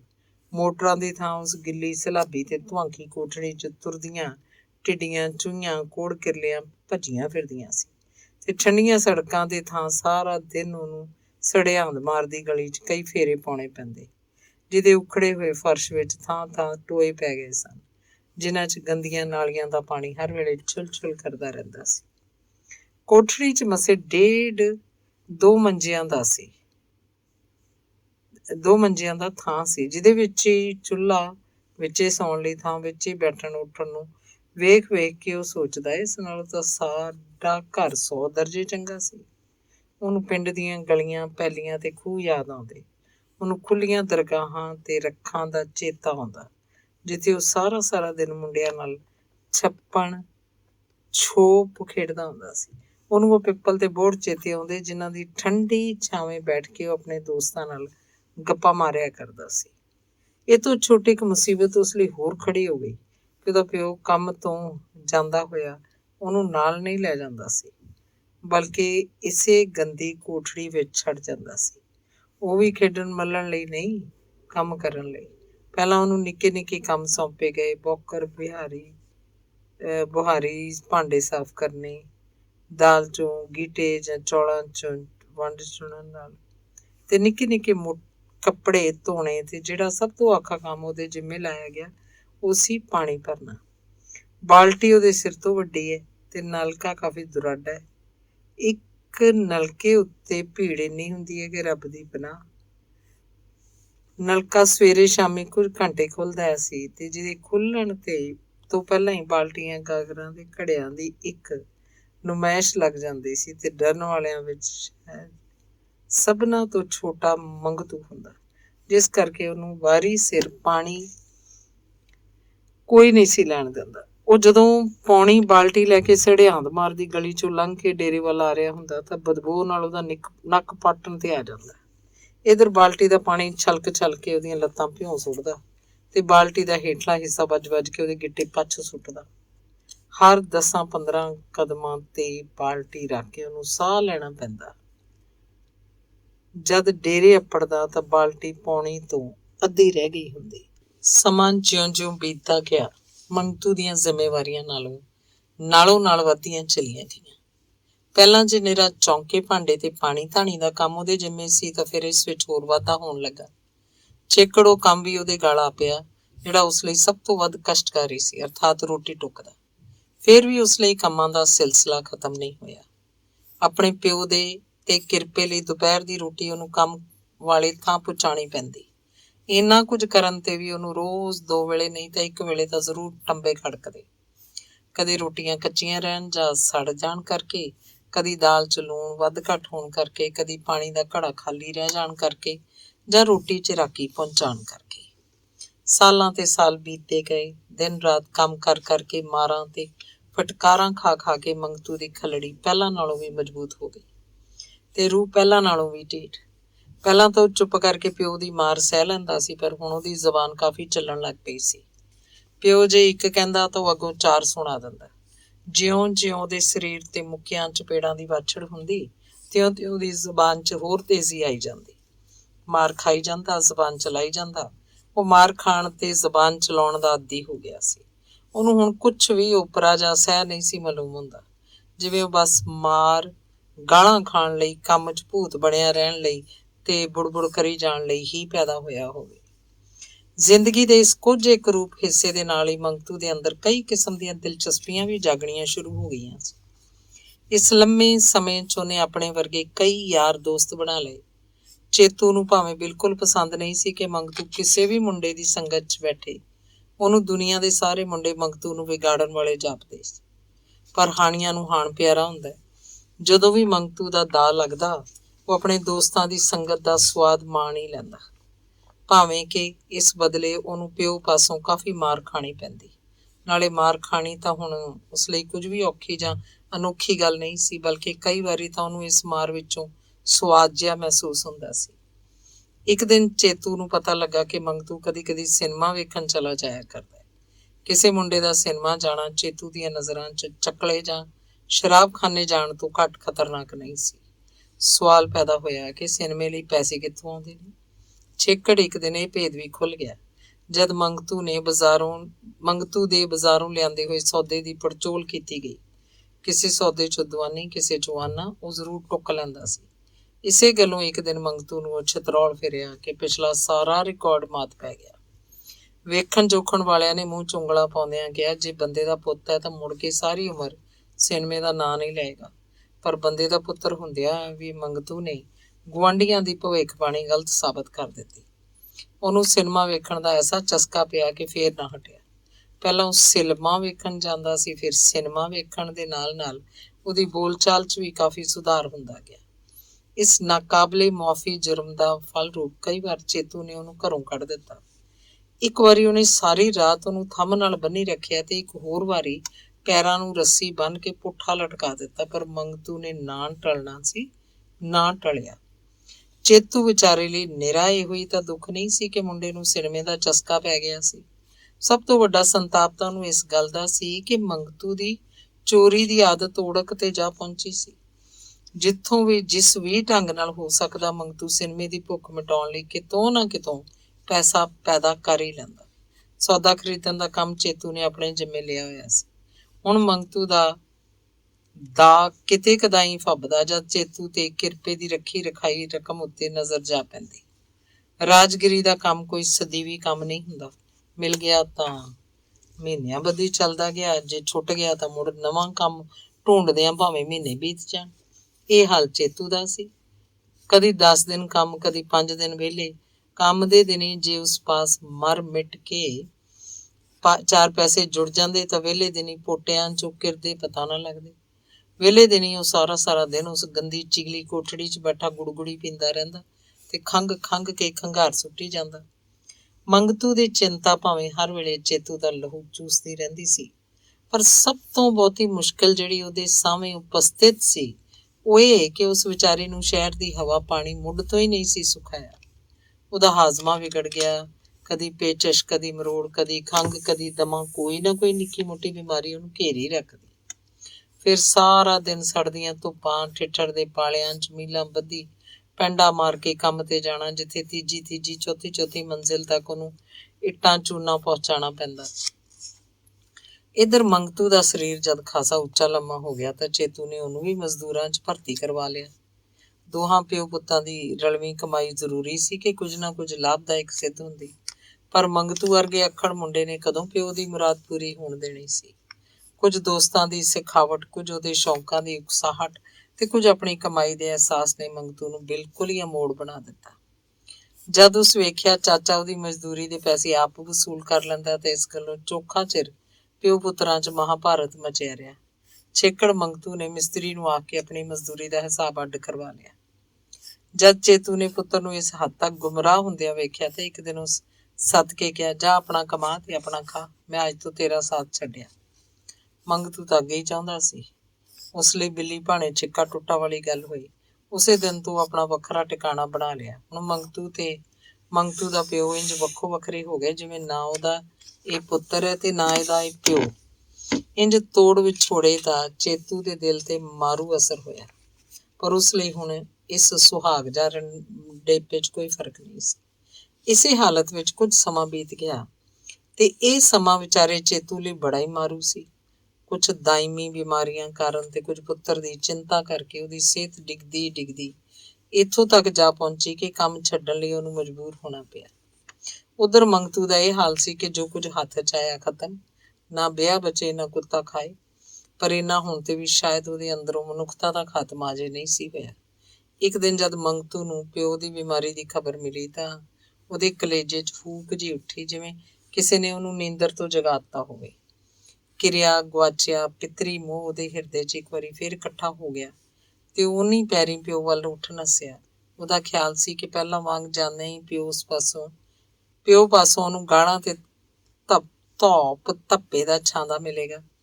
ਪਰ ਉਹ ਵੇਖ ਕੇ ਸ਼ਸ਼ੱਦਰ ਰਹਿ ਗਿਆ ਕਿ ਜਦੋਂ ਚੇਤੂ ਨੇ ਅਲਫੋਂ ਬੇ ਨਹੀਂ ਆਖੀ। ਚੇਤੂ ਨੇ ਨਜ਼ਰ ਭਰ ਕੇ ਪੁੱਤਰ ਵੱਲ ਤੱਕਿਆ। ਮੰਗਤੂ ਉਹਨੂੰ ਕਾਫੀ ਲੰਮਾ, ਕਾਫੀ ਸੋਹਣਾ ਹੋ ਗਿਆ ਮਾਲੂਮ ਹੁੰਦਾ ਸੀ। ਮੰਗਤੂ ਦੇ ਚਿਹਰੇ ਤੇ ਪਿੰਡੇ ਉੱਤੇ ਮਾਸ ਭਰ ਆਇਆ ਸੀ। ਮੰਗਤੂ ਦੀ ਮੁੱਛ ਫੁੱਟ ਰਹੀ ਸੀ। ਮੰਗਤੂ ਦੇ ਨਕਸ਼ਾਂ 'ਚ ਚੁੰਬਕ ਵਰਗੀ ਕੋਈ ਸ਼ਕਤੀ ਪੈਦਾ ਹੋ ਗਈ ਸੀ। ਮੰਗਤੂ ਹੁਣ ਮੁੰਡਾ ਨਾ ਰਹਿ ਕੇ ਗੰਭੀਰ ਜਾਪਣ ਲੱਗ ਪਿਆ ਸੀ। ਸਿਰ ਦੇ ਵਾਲ ਫੈਸ਼ਨੇਬਲ ਢੰਗ ਨਾਲ ਕੱਟੇ ਤੇ ਵਾਹੇ ਸਨ, ਜਿਨ੍ਹਾਂ 'ਚੋਂ ਕਿਸੇ ਖੁਸ਼ਬੂਦਾਰ ਤੇਲ ਦੀ ਭਿੰਨੀ ਭਿੰਨੀ ਵਾਸ਼ਨਾ ਆ ਰਹੀ ਸੀ। ਉਹਦੇ ਪਹਿਰਾਵੇ 'ਚ ਵੀ ਕੁਝ ਜੈਂਟਲਮੈਨੀ ਰੰਗ ਆ ਰਲਿਆ ਸੀ। ਲੰਮੇ ਵਿਛੋੜੇ ਤੋਂ ਬਾਅਦ ਪਿਓ ਪੁੱਤਰ ਵਿਚਾਲੇ ਬਹੁਤਾ ਵਾਰਤਾਲਾਪ ਨਹੀਂ ਹੋਇਆ, ਬਸ ਇੰਨਾ ਹੀ। ਮੰਗਤੂ ਮੈਨੂੰ ਪਿੰਡ ਲੈ ਚੱਲ। ਪਰ ਚਾਚਾ, ਘਰ ਕੋਠਾ ਤੇ ਢੱਟ ਗਿਆ ਹੋਏਗਾ। ਉਹ ਜਾਣੇ ਢਾਰਾ ਖੋਲਾ ਕੁਝ ਤੇ ਬਚਿਆ ਹੋਏਗਾ ਨਾ। ਪਰ ਤੂੰ ਤੇ ਢਾਂਡਾ ਮੰਨਦਾ ਏ ਚਾਚਾ, ਜ਼ਰਾ ਤਕੜਾ ਹੋ ਲੈ ਨਾ। ਤਕੜਾ ਹੁਣ ਕੀ ਹੋਣਾ? ਪਿਓ ਦਾਦੇ ਦੀ ਭੋਏ ਤੇ ਜਾ ਕੇ ਮਰਨ ਨੂੰ ਦਿਲ ਕਰਦਾ ਹੈ। ਤੇ ਫਿਰ ਜ਼ਰਾ ਰੁਕ ਕੇ ਉਸ ਪੁੱਛਿਆ, ਪੈਸਾ ਟੰਗਾ ਕੁਝ ਜੋੜਿਆ ਹੀ? ਮੇਰੇ ਕੋਲ ਤੇ ਕੁਝ ਨਹੀਂ ਛੱਡਿਆ ਬਿਮਾਰੀ ਨੇ। ਹੈ ਥੋੜਾ ਬਹੁਤ, ਕਹਿਣ ਨੂੰ ਮੰਗਤੂ ਨੇ ਕਹਿ ਦਿੱਤਾ, ਪਰ ਇਹ ਨਿਰੋਲ ਝੂਠ ਸੀ ਉਹਦਾ। ਫਿਰ ਵੀ ਨੱਠ ਭੱਜ ਕੇ ਉਸ 10-20 ਦਾ ਆਹਰ ਪਾਹਰ ਕਰ ਲਿਆ ਤੇ ਦੂਜੇ ਦਿਨ ਉਹ ਪਿਓ ਨੂੰ ਲੈ ਕੇ ਪਿੰਡ ਜਾ ਪਹੁੰਚਿਆ। ਪਿੰਡ ਜਾ ਕੇ ਉਹਨਾਂ ਘਰ ਦਾ ਬੂਹਾ ਖੋਲ੍ਹਿਆ। 5-6 ਸਾਲਾਂ 'ਚ ਕੱਚੇ ਕੋਠਿਆਂ ਦਾ ਕੀ ਰਹਿ ਜਾਂਦਾ ਹੈ? ਫਿਰ ਵੀ ਉਸ 'ਚ ਸਿਰ ਲੁਕਾਉਣ ਨੂੰ ਥਾਂ ਅਜੇ ਹੈ ਸੀ। ਕੰਧਾਂ ਛੱਤਾਂ ਦੇ ਲੇਪ ਉੱਡ ਗਏ ਸਨ। ਮੰਗਤੂ ਨੇ 2-4 ਦਿਨਾਂ ਦੀ ਮਿਹਨਤ ਸਦਕਾ ਕੁਝ ਆੜਾ ਬਾੜਾ ਕਰ ਲਿਆ। ਇੰਨੀ ਅਕਲਮੰਦੀ ਹੋਈ ਕਿ ਘਰ ਦਾ ਸਮਾਨ ਚੇਤੂ ਆਪਣੀ ਸਾਲੀ ਦੇ ਘਰ ਰੱਖ ਗਿਆ ਸੀ, ਜਿਸ ਕਰਕੇ ਉਹ ਬਚਿਆ ਰਹਿ ਗਿਆ। ਦੋਹਾਂ ਪਿਓ ਪੁੱਤਰਾਂ ਨੂੰ ਤਸੱਲੀ ਹੋਈ ਕਿ ਉਹਨਾਂ ਨੂੰ ਕਿਸੇ ਹੋਰ ਦੇ ਬੂਹੇ ਨਹੀਂ ਸੀ ਡਿੱਗਣਾ ਪਿਆ। ਚੇਤੂ ਦਾ ਖਿਆਲ ਸੀ ਘੱਟੋ ਘੱਟ 100-50 ਰੁਪਏ ਤਾਂ ਜ਼ਰੂਰ ਮੰਗਤੂ ਪਾਸ ਹੋਣਗੇ। ਪਰ ਜਦ ਮੰਗਤੂ ਦੀ ਗੰਢੀਓਂ ਕੁੱਲ 10 ਦੇ 2 ਨੋਟ 2-2.5 ਦਾ ਟਕਾ ਟੁੱਕਰ ਨਿਕਲਿਆ ਤੇ ਇੱਕ ਵਾਰੀ ਫਿਰ ਚੇਤੂ ਉੱਤੇ ਕ੍ਰੋਧ ਸਵਾਰ ਹੋ ਗਿਆ। ਉਹ ਦਿਲ ਖੋਲ ਕੇ ਪੁੱਤਰ ਤੇ ਵਰਿਆ। ਚੇਤੂ ਨੂੰ ਉਮੀਦ ਨਹੀਂ ਸੀ ਕਿ ਪਿੰਡ ਜਾ ਕੇ ਉਹ ਇੱਕ ਅੱਧ ਮਹੀਨੇ ਤੋਂ ਵੱਧ ਜੀਏਗਾ। ਪਰ ਮੂੰਹ ਮੰਗੀ ਮੌਤ ਵੀ ਤਾਂ ਕਿਸਮਤ ਵਾਲਿਆਂ ਨੂੰ ਹੀ ਮਿਲਦੀ ਹੈ। ਕਈ ਮਹੀਨੇ ਉਸ ਮੰਜਾ ਮੱਲੀ ਰੱਖਿਆ। ਉਹਨੂੰ 10-10, 5-5 ਕਰਕੇ ਕਈਆਂ ਪਾਸੋਂ ਉਧਾਰ ਚੁੱਕਣਾ ਪਿਆ। ਕੁਝ ਗੁਆਂਢੀਆਂ ਨੇ ਉਹਦੀ ਹਾਲਤ ਤੇ ਤਰਸ ਖਾ ਕੇ ਮਦਦ ਕੀਤੀ। ਕਿਸੇ ਨੇ ਲੱਕੜਾਂ ਦੀ ਭਰੀ ਸੁੱਟ ਤੇ ਕਿਸੇ ਨੇ ਨਕਦ 4 ਪੈਸਿਆਂ ਨਾਲ। ਇਸੇ ਤਰ੍ਹਾਂ ਉਹਦੀ ਬਿਮਾਰੀ ਦੇ ਦਿਨ ਲੰਘਦੇ ਗਏ। ਪਰ ਮੰਗਤੂ ਨੇ ਇਹਨਾਂ ਬੁਰੇ ਦਿਨਾਂ ਪਾਸੋਂ ਬਹੁਤ ਸਾਰਾ ਸਬਕ ਸਿੱਖਿਆ। ਉਹਦਾ ਪਿਓ ਜਦੋਂ ਕਿਸੇ ਖਬਰ ਲੈਣ ਆਏ ਗੁਆਂਢੀ ਪਾਸ ਆਪਣੀ ਤੇ ਮੰਗਤੂ ਦੀ ਨਲਾਇਕੀ ਦੇ ਲੰਮੇ ਕਿਸੇ ਛੇੜ ਬਹਿੰਦਾ ਤਾਂ ਮੰਗਤੂ ਅੰਦਰੇ ਅੰਦਰ ਮਰਨ ਮਰਾਂਦ ਹੋ ਜਾਂਦਾ। ਤੇ ਜਦ ਭੁੱਲੇ ਚੁੱਕੇ ਘਰ 'ਚ ਉਹਦੀ ਮਾਂ ਬਾਰੇ ਗੱਲਾਂ ਚੱਲ ਪੈਂਦੀਆਂ ਤਾਂ ਮੰਗਤੂ ਦਾ ਦਿਲ ਕਰਦਾ ਉਹ ਡਾਂਗ ਦਾ ਵਾਰ ਕਰਕੇ ਆਪਣੇ ਪਿਓ ਤੇ ਨਾਲੇ ਉਹਦੇ ਗੁਆਂਢੀਆਂ ਦੀ ਅਲਖ ਮੁਕਾ ਸੁੱਟੇ। ਜਦੋਂ ਵੀ ਕੋਈ ਇਹੋ ਜਿਹੀ ਗੱਲ ਛਿੜਦੀ, ਉਹ ਸੜਦਾ ਕੁੜਦਾ ਉੱਠ ਕੇ ਬਾਹਰ ਚਲਾ ਜਾਂਦਾ। ਫਿਰ ਉਹ ਬਾਹਰ ਪੈਲੀਆਂ 'ਚ ਫਿਰਦਾ ਹੋਇਆ ਪਹਿਰਾਂ ਬੱਧੀ ਸੋਚ ਕੇ ਇਸ ਨਤੀਜੇ ਤੇ ਅੱਪੜਦਾ ਕਿ ਸੱਚਮੁੱਚ ਹੀ ਉਹ ਹੱਦ ਦਰਜੇ ਦਾ ਨਾਲਾਇਕ ਤੇ ਨਿਕੰਮਾ ਹੈ। ਜੇ ਉਸ 'ਚ ਕੁਝ ਵੀ ਅਕਲ ਜਾਣਕ ਹੁੰਦੀ ਤਾਂ ਅੱਜ ਉਹਦਾ ਪਿਓ ਕਿਉਂ ਜਣੇ ਖਣੇ ਪਾਸ ਉਹਨੂੰ ਨਿੰਦਦਾ ਤੇ ਕਿਉਂ ਘਰ ਦੇ ਭੇਦ ਖੋਲ ਕੇ ਲੋਕਾਂ 'ਚ ਉਹਦੀ ਭੰਡੀ ਕਰਦਾ। ਪਿੰਡਾਂ 'ਚ ਗਰੀਬ ਬਿਮਾਰ ਦਾ ਦੁਆ ਦਾਰੂ ਕੀ ਹੁੰਦਾ? ਕਿਸੇ ਨੀਮ ਹਕੀਮ ਦਾ ਦੱਸਿਆ ਕਾੜਾ, ਕਿਸੇ ਟਟਪੂੰਜੀਏ ਪੰਸਾਰੀ ਦੀ ਫੱਕੀ ਜਾਂ ਕਿਸੇ ਦਾਇਮੀ ਬਿਮਾਰੀ ਦੇ ਜ਼ਾਤੀ ਤਜਰਬਿਆਂ ਦੇ ਆਧਾਰ ਤੇ ਦੱਸਿਆ ਹੋਇਆ ਕੋਈ ਨੁਸਖਾ। ਤੇ ਇਹੋ ਜਿਹੇ ਕੋਈ ਟੋਟਕੇ ਵਰਤ ਚੁੱਕਣ ਤੋਂ ਬਾਅਦ ਅਖੀਰ ਇੱਕ ਠਰੀ ਹੋਈ ਤੇ ਹਨੇਰੀ ਰਾਤ ਦੇ ਚੌਥੇ ਪਹਿਰ ਚੇਤੂ ਦੀ ਬਿਮਾਰੀ ਤੇ ਜ਼ਿੰਦਗੀ ਦੋਵੇਂ ਇੱਕੋ ਵੇਲੇ ਸਮਾਪਤ ਹੋ ਗਈਆਂ। ਅੰਗ ਤੀਸਰਾ, ਸਿਰ ਪਈਆਂ ਨੂੰ ਕੌਣ ਨਹੀਂ ਸੰਭਲਿਆ। ਮੰਗਤੂ ਦੇ ਕੰਨਾਂ 'ਚ ਆਪਣੇ ਪਿਓ ਦਾ ਅੰਤ ਵੇਲੇ ਦਾ ਕਿਹਾ ਹੋਇਆ ਵਾਕ ਕਈ ਦਿਨਾਂ ਤੱਕ ਬਰਾਬਰ ਗੂੰਜਦਾ ਰਿਹਾ ਤੇ ਜਦੋਂ ਆਪਣੇ ਅੰਦਰਲੇ ਦੀ ਪੜਚੋਲ ਕਰਦਾ ਤਾਂ ਉਹਨੂੰ ਕੁਝ ਵੀ ਐਸਾ ਨਹੀਂ ਸੀ ਦਿਸਦਾ ਜਿਹੜਾ ਆਮ ਲੋਕਾਂ 'ਚ ਹੁੰਦਾ ਹੈ। ਫਿਰ ਕੀਕਣ ਉਹ ਇਸ ਪਈ ਨੂੰ ਸਹਿ ਸਕੇਗਾ? ਪਿਓ ਦੀ ਮਰਨ ਤੋਂ ਲੈ ਕੇ ਕਿਰਿਆ ਕਰਮ ਤੀਕ ਉਹ ਇਸੇ ਗੱਲ ਤੇ ਸੋਚਦਾ ਰਿਹਾ ਕਿ ਕਿਕਣੋਂ ਬਿਨਾਂ ਕਿਸੇ ਆਸਰੇ ਤੋਂ ਜ਼ਿੰਦਗੀ ਦਾ ਐਡਾ ਲੰਮਾ ਸਫ਼ਰ ਮੁਕਾਏਗਾ। ਪਿਓ ਜਿਸ ਪਾਸੋਂ ਕਦੀ ਭੁੱਲੇ ਚੁੱਕੇ ਹੀ ਪਿਆਰ ਦਾ ਭੋਰਾ ਉਹਨੂੰ ਪ੍ਰਾਪਤ ਹੋਇਆ ਸੀ, ਅੱਜ ਉਹਦੀ ਅਣਹੋਂਦ ਨੂੰ ਉਹ ਇੰਝ ਅਨੁਭਵ ਕਰ ਰਿਹਾ ਸੀ ਜਿਵੇਂ ਉਹਦੀ ਜ਼ਿੰਦਗੀ ਦੀ ਛੱਤ ਹੇਠੋਂ ਥੰਮ ਨਿਕਲ ਗਿਆ ਹੋ। ਇਸ ਨਿਰਾਸ਼ਾ ਭਰੇ ਤੇ ਦਿਲ ਤੋੜਵੇਂ ਵਾਤਾਵਰਨ 'ਚ ਉਸ ਲਈ ਜੇ ਕੋਈ ਠੁਮਣਾ ਮਾਤਰ ਸੀ ਤਾਂ ਬਸ ਉਹੀ ਪੋਟਲੀ, ਜਿਹੜੀ ਮਰਨ ਤੋਂ ਪਹਿਲਾਂ ਚੇਤੂ ਉਹਦੇ ਹਵਾਲੇ ਕਰ ਗਿਆ ਸੀ। ਤੇ ਇਸ ਪੋਟਲੀ 'ਚ ਉਹਨੂੰ ਆਪਣੇ ਭਵਿੱਖ ਦੀ ਇੱਕ ਸੁਨਹਿਰੀ ਤਸਵੀਰ ਦਿਖਾਈ ਦਿੰਦੀ ਸੀ। ਵਿਆਹ ਕਿਸੇ ਭਲੇ ਘਰ ਦੀ ਕੁੜੀ ਨਾਲ ਵਿਆਹ, ਪਰ ਇਸ ਸੁਨਹਿਰੀ ਤਸਵੀਰ ਦਾ ਰੰਗ ਉਹਦੇ ਵੇਖਦਿਆਂ ਹੀ ਵੇਖਦਿਆਂ ਸੜੀ ਹੋਈ ਲੱਕੜੀ ਵਰਗਾ ਹੋ ਜਾਂਦਾ ਜਦੋਂ ਪਿਓ ਦੇ ਕਹੇ ਹੋਏ ਇਹ ਵਾਕ ਉਹਨੂੰ ਚੇਤੇ ਆਉਂਦੇ, ਮੈਂ ਤੇ ਆਪਣੇ ਵੱਲੋਂ ਘੱਟ ਨਿਉ ਨਹੀਂ ਸੀ ਪਾਲਿਆ, ਕੁੱਤੇ ਨੂੰ ਖੀਰ ਨਾ ਪਚੀ, ਰੰਨਾਂ ਦੇ ਚਲਿੱਤਰਾਂ ਨੂੰ ਕੌਣ ਜਾਣੇ, ਨਿਕਲ ਗਈ ਝਾਟੇ 'ਚ ਖੇਪ ਪਵਾ ਕੇ। ਚੇਤੂ ਦੀ ਮੌਤ ਤੋਂ ਲੈ ਕੇ ਕਿਰਿਆ ਕਰਮ ਤੀਕ ਦਾ ਕਿਸੇ ਤਰ੍ਹਾਂ ਮਾੜਾ ਮੋਟਾ ਉਹਦਾ ਦਿਲ ਪਰਚਿਆ ਰਿਹਾ, ਜਦ ਕਿ ਮਾਤਮ ਪੁਰਸੀ ਕਰਨ ਵਾਲਿਆਂ ਦਾ ਆਉਣ ਜਾਣ ਲੱਗਾ ਰਿਹਾ ਸੀ। ਖਾਸ ਕਰਕੇ ਉਹਦੀ ਮਾਸੀ ਤੇ ਮਾਸੀ ਦੇ ਪਰਿਵਾਰ ਨੇ ਵੀ ਘੱਟ ਵੱਧ ਹੀ ਉਹਨੂੰ ਇਕੱਲਿਆਂ ਰਹਿਣ ਦਿੱਤਾ ਸੀ। ਪਰ ਕਿਰਿਆ ਕਰਮ ਦੀ ਸਮਾਪਤੀ ਹੁੰਦਿਆਂ ਹੀ ਲੋਕੀ ਆਪੋ ਆਪਣੀ ਕੰਮੀ ਧੰਦੀ ਲੱਗ ਕੇ ਮੰਗਤੂ ਨੂੰ ਭੁੱਲ ਭੁਲਾ ਗਏ। ਵਗਦੇ ਦਰਿਆ 'ਚ ਇੱਕ ਲਹਿਰ ਆਈ, ਜਿਸ ਨੂੰ ਵੇਖਣ ਵਾਲਿਆਂ ਨੇ ਵੇਖਿਆ। 4 ਦਿਨ 10 ਦਿਨ ਚਰਚਾ ਹੋਈ, ਲਹਿਰ ਲੰਘ ਗਈ, ਚਰਚਾ ਬੰਦ ਹੋ ਗਈ। ਦਰਿਆ ਪਹਿਲਾਂ ਵਾਂਗ ਹੀ ਵਹਿੰਦਾ ਚਲਾ ਜਾ ਰਿਹਾ ਸੀ। ਕਿਰਿਆ ਕਰਮ ਤੋਂ ਵਿਹਲਿਆਂ ਹੋ ਕੇ ਮੰਗਤੂ ਨੇ ਗੰਗਾ ਜੀ ਦੀ ਯਾਤਰਾ ਕੀਤੀ। ਇਸ ਕੰਮ ਲਈ ਜਿਹੜੀ 10-20 ਦੇ ਖਰਚ ਦੀ ਲੋੜ ਸੀ, ਇਹ ਉਹਨੇ ਉਸੇ ਪੋਟਲੀ 'ਚੋਂ ਪੂਰੀ ਕੀਤੀ। ਹਰਦੁਆਰੋਂ ਮੁੜਨ ਤੋਂ ਬਾਅਦ ਜਦੋਂ ਆਪਣੇ ਕੱਲੇ ਘਰ 'ਚ ਦਾਖਲ ਹੋਇਆ ਤਾਂ ਉਹਦੀ ਛੱਤ, ਉਹਦੀਆਂ ਕੰਧਾਂ ਤੇ ਇਸ ਵਿਚਲੀ ਹਰ ਨਿੱਕੀ ਮੋਟੀ ਚੀਜ਼ ਉਹਨੂੰ ਖਾਣ ਨੂੰ ਆਉਂਦੀ। ਕੇਵਲ ਇੱਕ ਹੀ ਐਸੀ ਚੀਜ਼ ਸੀ ਇਹ ਸਾਰੇ ਘਰ 'ਚ ਜਿਹੜੀ ਉਸ ਲਈ ਕੁਝ ਸੁਖਦਾਈ ਤੇ ਹੱਠ ਬਣਾਊ ਸੀ, ਉਹੀ ਪੋਟਲੀ। ਇਹਦੇ ਸਪਰਸ਼ ਵਿੱਚ ਉਹਨੂੰ ਕਿੰਨੀ ਤਸੱਲੀ ਪ੍ਰਾਪਤ ਹੁੰਦੀ, ਕਿੰਨਾ ਆਤਮ ਸੁੱਖ। ਉਹ ਰੋਜ਼ ਹੀ ਰਾਤੀ ਅੰਦਰੋਂ ਬੂਹਾ ਬੰਦ ਕਰਕੇ ਇਸ ਪੋਟਲੀ ਨੂੰ ਖੋਲ ਬਹਿੰਦਾ ਤੇ ਇਸ ਵਿਚਲੇ ਸਰਮਾਈ ਨੂੰ ਹਰ ਵਾਰੀ ਨਵੇਂ ਸਿਰੀ ਗਿਣਨਾ ਪੜਚੋਲਣਾ ਸ਼ੁਰੂ ਕਰ ਦਿੰਦਾ। ਭੁਗਤੀਆਂ ਕਿੰਨੇ ਮੁੱਲ ਦੀਆਂ ਹੋਣਗੀਆਂ, ਚਾਂਦੀ ਕਿੰਨੇ ਕੁ ਦੀ, ਤੇ ਨਗਦੀ ਪਾ ਕੇ ਕੁੱਲ ਟੋਟਲ ਗਿਣਦਾ ਘੜੀ ਮੁੜੀ ਕੁਝ ਨਾ ਕੁਝ ਭੁਲੇਖਾ ਖਾ ਜਾਂਦਾ, ਕਿਉਂਕਿ ਜਮਾ ਤਕਸੀਮ ਲਈ ਉਸ ਪਾਸ ਛੁੱਟ ਹੱਥਾਂ ਦੇ ਪੋਟਿਆਂ ਤੋਂ ਹੋਰ ਕੋਈ ਸਾਧਨ ਨਹੀਂ ਸੀ। ਇੱਕ ਭੁਗਤੀ ਦਾ ਮੁੱਲ ਜੇ 30 ਰੁਪਏ ਹੋਵੇ ਤਾਂ 10 ਦਾ ਕਿੰਨਾ ਬਣਿਆ, ਇੰਨਾ ਹਿਸਾਬ ਕਰਦਾ ਹੀ ਉਹ ਚਕਰਾ ਜਾਂਦਾ ਤੇ ਇਸੇ ਦਾ ਫਲ ਰੂਪ ਉਹਨੂੰ ਮੁੜ ਇਸ ਹਿਸਾਬ ਕਿਤਾਬ 'ਚ ਖਚਤ ਹੋਣਾ ਪੈਂਦਾ। ਪਿਓ ਦੀ ਉਹ ਅੰਤਮ ਨਸੀਹਤ ਢਿੱਡ 'ਚ ਨਾ ਨਿਗਾਰ ਛੱਡੇ ਸਭੋ ਕੁਝ ਉਹਨੇ ਖੂਬ ਘੁੱਟ ਕੇ ਪੱਲੇ ਬੰਨ ਲਈ, ਭਾਵੇਂ ਕੁਝ ਵੀ ਹੋਵੇ, ਕਿੰਨੀ ਵੀ ਲੋੜ ਹੋਵੇ। ਇਸ ਪੂੰਜੀ 'ਚੋਂ ਇੱਕ ਪੈਸਾ ਨਹੀਂ ਗਵਾਏਗਾ ਤੇ ਪਿਓ ਦੀ ਨਸੀਹਤ ਅਨੁਸਾਰ ਉਹਨੂੰ ਜੇ ਵਰਤੇਗਾ ਤਾਂ ਕੇਵਲ ਵਿਆਹ ਲਈ ਹੀ। ਪਰ ਇਸ ਫੈਸਲੇ ਦੇ ਬਾਵਜੂਦ ਵੀ ਮੰਗਤੂ ਇੰਨਾ ਨੱਕ ਵੱਢਿਆ ਤਾਂ ਨਹੀਂ ਸੀ, ਅਖਵਾਉਣਾ ਚਾਹੁੰਦਾ ਕਿ ਪਿਓ ਦਾ ਕਿਰਿਆ ਕਰਮ ਲੋਕਾਂ ਦੇ ਚੰਦੇ ਨਾਲ ਕਰਦਾ। ਪਿਓ ਦੀ ਬਿਮਾਰੀ ਕਰਕੇ ਜਿਹੜੇ ਕੁਝ ਮਹੀਨੇ ਉਹਨੇ ਪਿੰਡ ਗੁਜ਼ਾਰੇ, ਉਸ ਲਈ ਬੜੇ ਕਸ਼ਟਾਂ ਭਰਿਆ ਸਮਾਂ ਸੀ। ਇੱਕ ਨਹੀਂ ਕਈ ਕਿਸਮ ਦੇ ਸੰਤਾਪ ਹਰ ਵੇਲੇ ਉਹਨੂੰ ਘੇਰੀ ਰੱਖਦੇ। ਸਭ ਤੋਂ ਵੱਡਾ ਸੰਕਟ ਸੀ ਪੈਸੇ ਦੀ ਅਣਹੋਂਦ ਦਾ। ਭਾਵੇਂ ਮਾਸੀ ਮਾਸੜ ਤੇ ਹੋਰ ਵੀ ਕਈ ਗੁਆਂਢੀ ਵਿੱਤ ਅਨੁਸਾਰ ਕੁਝ ਨਾ ਕੁਝ ਮਦਦ ਕਰਦੇ ਰਹਿੰਦੇ ਸੀ, ਪਰ ਇਹ ਹਾਲਤ ਮੰਗਤੂ ਲਈ ਕਿੰਨੀ ਅਸਹਿ ਸੀ ਕਿ ਅਪਾਹਜਾਂ ਯਤੀਮਾਂ ਵਾਂਗ ਉਹਦਾ ਪਿਓ ਹਰ ਕਿਸੇ ਅੱਗੇ ਤਲੀ ਅੜਦਾ ਫਿਰੇ। ਜੇ ਉਹਨੂੰ ਪਤਾ ਹੁੰਦਾ ਕਿ ਇਸੇ ਘਰ ਦੀ ਇੱਕ ਨੁੱਕਰ 'ਚ ਇਸ ਜਿੱਲਤ ਤੇ ਬੇਗੈਰਤੀ ਦਾ ਇਲਾਜ ਮੌਜੂਦ ਹੈ ਤਾਂ ਕਦੀ ਭੁੱਲ ਕੇ ਵੀ ਪਿਓ ਨੂੰ ਕਿਸੇ ਅੱਗੇ ਹੱਥ ਨਾ ਫੈਲਾਉਣ ਦਿੰਦਾ। ਸੁਭਾਵਕ ਹੀ ਉਹ ਕੁਝ ਵਧੇਰੇ ਅਣਖੀ ਸੀ। ਇਹ ਤੋਂ ਛੋਟੇ ਇੱਕ ਸਭ ਤੋਂ ਵੱਡਾ ਤੇ ਆਤਮਦਾਈ ਦੁੱਖ ਉਹਨੂੰ ਹੋਰ ਵੀ ਸੀ, ਤੇ ਉਹ ਸੀ ਪਿੰਡ ਵਿੱਚ ਇੱਕ ਐਸੇ ਆਦਮੀ ਦੀ ਹੋਂਦ ਜਿਹੜਾ ਉਹਨੂੰ ਫੁੱਟੀ ਅੱਖ ਨਹੀਂ ਸੀ ਪਾਉਂਦਾ। ਚੌਧਰੀ ਬੇਲਾ ਸਿੰਘ। ਚੌਧਰੀ ਬੇਲਾ ਸਿੰਘ ਦਾ ਅਸਰ ਰਸੂਖ ਨਾ ਕੇਵਲ ਆਪਣੇ ਪਿੰਡ 'ਚ ਸੀ, ਬਲਕਿ ਲਾਗ ਪਾਸ ਦੇ ਕਈ ਪਿੰਡ ਵੀ ਉਹਦਾ ਲੋਹਾ ਮੰਨਦੇ ਸੀ। ਉਹ ਇੱਕ ਤਕੜੇ ਜ਼ਿਮੀਂਦਾਰ ਤੋਂ ਛੁੱਟ ਸਰਕਾਰੀ ਦਰਬਾਰੇ ਵੀ ਮੰਨਿਆ ਜਾਂਦਾ ਸੀ। ਉਹਦੇ ਕੁਨਬੇ ਨੂੰ ਜੱਦੀ ਸਰਦਾਰਾਂ ਦਾ ਘਰ ਵੀ ਸਮਝਿਆ ਜਾਂਦਾ ਸੀ। ਉਹ ਪਿੰਡ ਦੀ ਪੰਚਾਇਤ ਦਾ ਸਰਪੰਚ ਸੀ। ਉਹਦਾ ਇੱਕ ਹੋਰ ਭਰਾ ਉਸ ਨਾਲੋਂ ਵੀ ਬਹੁਤੇ ਐਸ਼ਵਰਜ਼ ਦਾ ਮਾਲਕ ਸੀ, ਜਿਹਦਾ ਯੂਪੀ ਦੇ ਸੂਬੇ 'ਚ ਬੜਾ ਵੱਡਾ ਕਾਰੋਬਾਰ ਸੀ ਤੇ ਜਿਹੜਾ ਕਦੀ ਵਰੀ ਛਮਾਈ ਪਿੰਡ ਆਇਆ ਕਰਦਾ ਸੀ, ਸੋ ਵੀ ਸ਼ਿਕਾਰ ਲਈ। ਮੰਗਤੂ ਦਾ ਪਿਓ ਇਸੇ ਚੌਧਰੀ ਬੇਲਾ ਸਿੰਘ ਦੀ ਜ਼ਮੀਨ 'ਚ ਮੁਜ਼ਾਰਾ ਰਹਿ ਚੁੱਕਾ ਸੀ ਤੇ ਇਸੇ ਬੇਲਾ ਸਿੰਘ ਨੇ ਉਹਨੂੰ ਨਾ ਕੇਵਲ ਜ਼ਮੀਨ ਤੋਂ ਬੇਦਖਲ ਕਰ ਦਿੱਤਾ, ਬਲਕਿ ਵਿਚਾਰੇ ਨੂੰ ਪਿੰਡ ਛੱਡਣ ਲਈ ਵੀ ਮਜਬੂਰ ਕਰ ਦਿੱਤਾ ਸੀ। ਮੰਗਤੂ ਨੂੰ ਬੇਲਾ ਸਿੰਘ ਉੱਤੇ ਨਿਰੀ ਇਸੇ ਗੱਲ ਦੀ ਰੜਕ ਨਹੀਂ ਸੀ। ਉੜਦੀ ਕਿਤੋਂ ਇਹ ਗੱਲ ਵੀ ਉਹਦੇ ਕੰਨੀ ਆ ਪਈ ਕਿ ਉਹਦੀ ਮਾਂ ਨੂੰ ਉਧਾੜਨ ਵਿੱਚ ਵੀ ਇਸੇ ਬੰਦੇ ਦਾ ਹੱਥ ਸੀ, ਤੇ ਇਹਨਾਂ ਹੀ ਗੱਲਾਂ ਦਾ ਅਸਰ ਸੀ ਕਿ ਜਿੰਨੀ ਵਾਰੀ ਵੀ ਬੇਲਾ ਸਿੰਘ ਉਹਦੀ ਨਜ਼ਰੀ ਪੈਂਦਾ ਉਹਦੇ ਅੰਦਰ ਭਾਂਬੜ ਜਿਹਾ ਮੱਚ ਉੱਠਦਾ। ਉਸ ਲਈ ਸੰਭਲਣਾ ਮੁਸ਼ਕਿਲ ਹੋ ਜਾਂਦਾ। ਉਹਦਾ ਦਿਲ ਕਰਦਾ ਕਿ ਜਾਂ ਤਾਂ ਉਹ ਆਪ ਧਰਤੀ 'ਚ ਗਰਕ ਹੋ ਜਾਏ ਜਾਂ ਉਸ ਬੁਰਛੇ ਦਾ ਸਫਾਇਆ ਕਰ ਕੱਤੇ।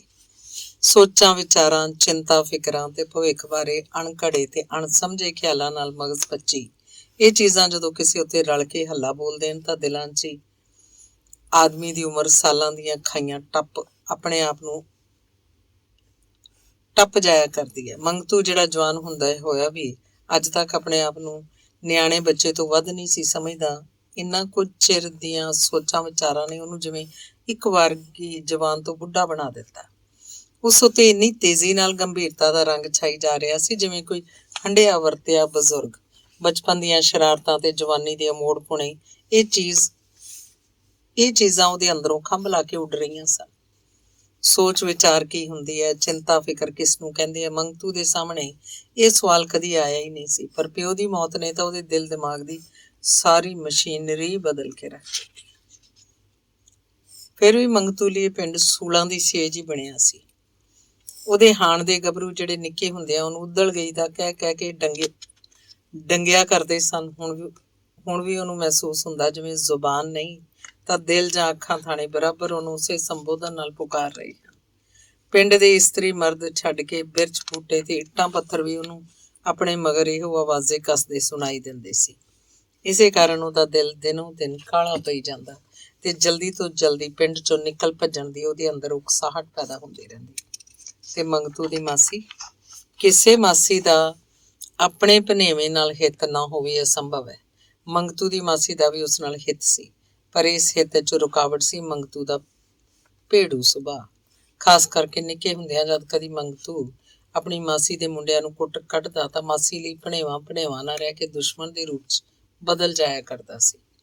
ਪਰ ਜਿਉਂ ਹੀ ਮੰਗਤੂ ਦੇ ਸੁਭਾਅ 'ਚ ਉਪਰੋਕਤ ਤਰ੍ਹਾਂ ਦੀ ਤਬਦੀਲੀ ਆਉਣੀ ਸ਼ੁਰੂ ਹੋਈ ਕਿ ਮਾਸੀ ਦਾ ਮੋਹ ਉਸ ਨਾਲ ਨਵੇਂ ਸਿਰੇ ਜਾਗ ਉੱਠਿਆ। ਮੋਹ ਜਾਗਣ ਦੀ ਦੂਜੀ ਵਜ੍ਹਾ ਇਹ ਸੀ ਕਿ ਚੇਤੂ ਨੇ ਮਰਨ ਤੋਂ ਕੁਝ ਹੀ ਘੰਟੇ ਪਹਿਲਾਂ ਮੰਗਤੂ ਦੀ ਬਾਂਹ ਸਾਲੀ ਦੇ ਹੱਥ ਫੜਾਉਂਦਿਆਂ ਉਹਨੂੰ ਕਿਹਾ ਸੀ, ਵੇਖ ਸ਼ਾਮੋ, ਭੈੜਾ ਵੀ ਭਾਵੇਂ ਚੰਗਾ ਪਰ ਹੈ ਤੇ ਤੇਰੀ ਭੈਣ ਦੀ ਨਿਸ਼ਾਨੀ। ਜੇ ਤੂੰ ਇਹਦੇ ਸਿਰ ਤੇ ਹੱਥ ਨਾ ਰੱਖਿਆ ਤਾਂ ਮੁੰਡਾ ਕੌਡੀ ਦੇ 3 ਵਿਕ ਜਾਏਗਾ। ਤੇ ਉਸੇ ਦਿਨ ਤੋਂ ਮਾਸੀ ਨੇ ਭਣੇਵੇਂ ਨੂੰ ਗਲ ਨਾਲ ਲਾ ਲਿਆ।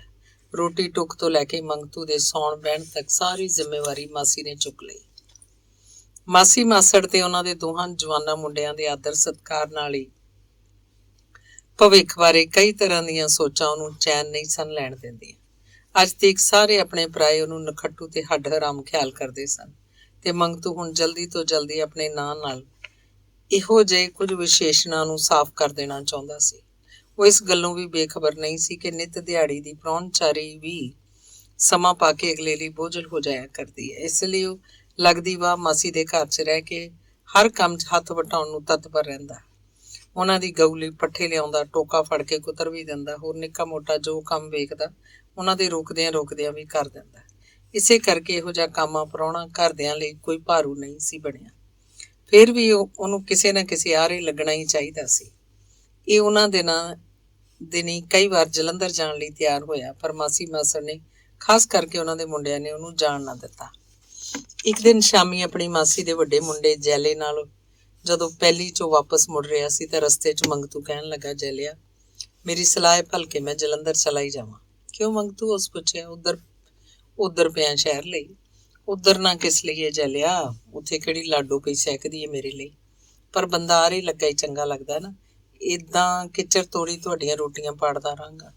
ਫੋਟ ਸ਼ਦਾਈ ਨਾ ਹੋਵੇ। ਤੇ ਜੈਲੇ ਨੇ ਮਿੱਠੀ ਜੀ ਝਾੜ ਪਾਈ, ਤੇਰੀ ਰੋਟੀ ਨਾਲ ਅਸੀਂ ਕਿਤੇ ਕੰਗਾਲ ਹੋ ਜਾਵਾਂਗੇ?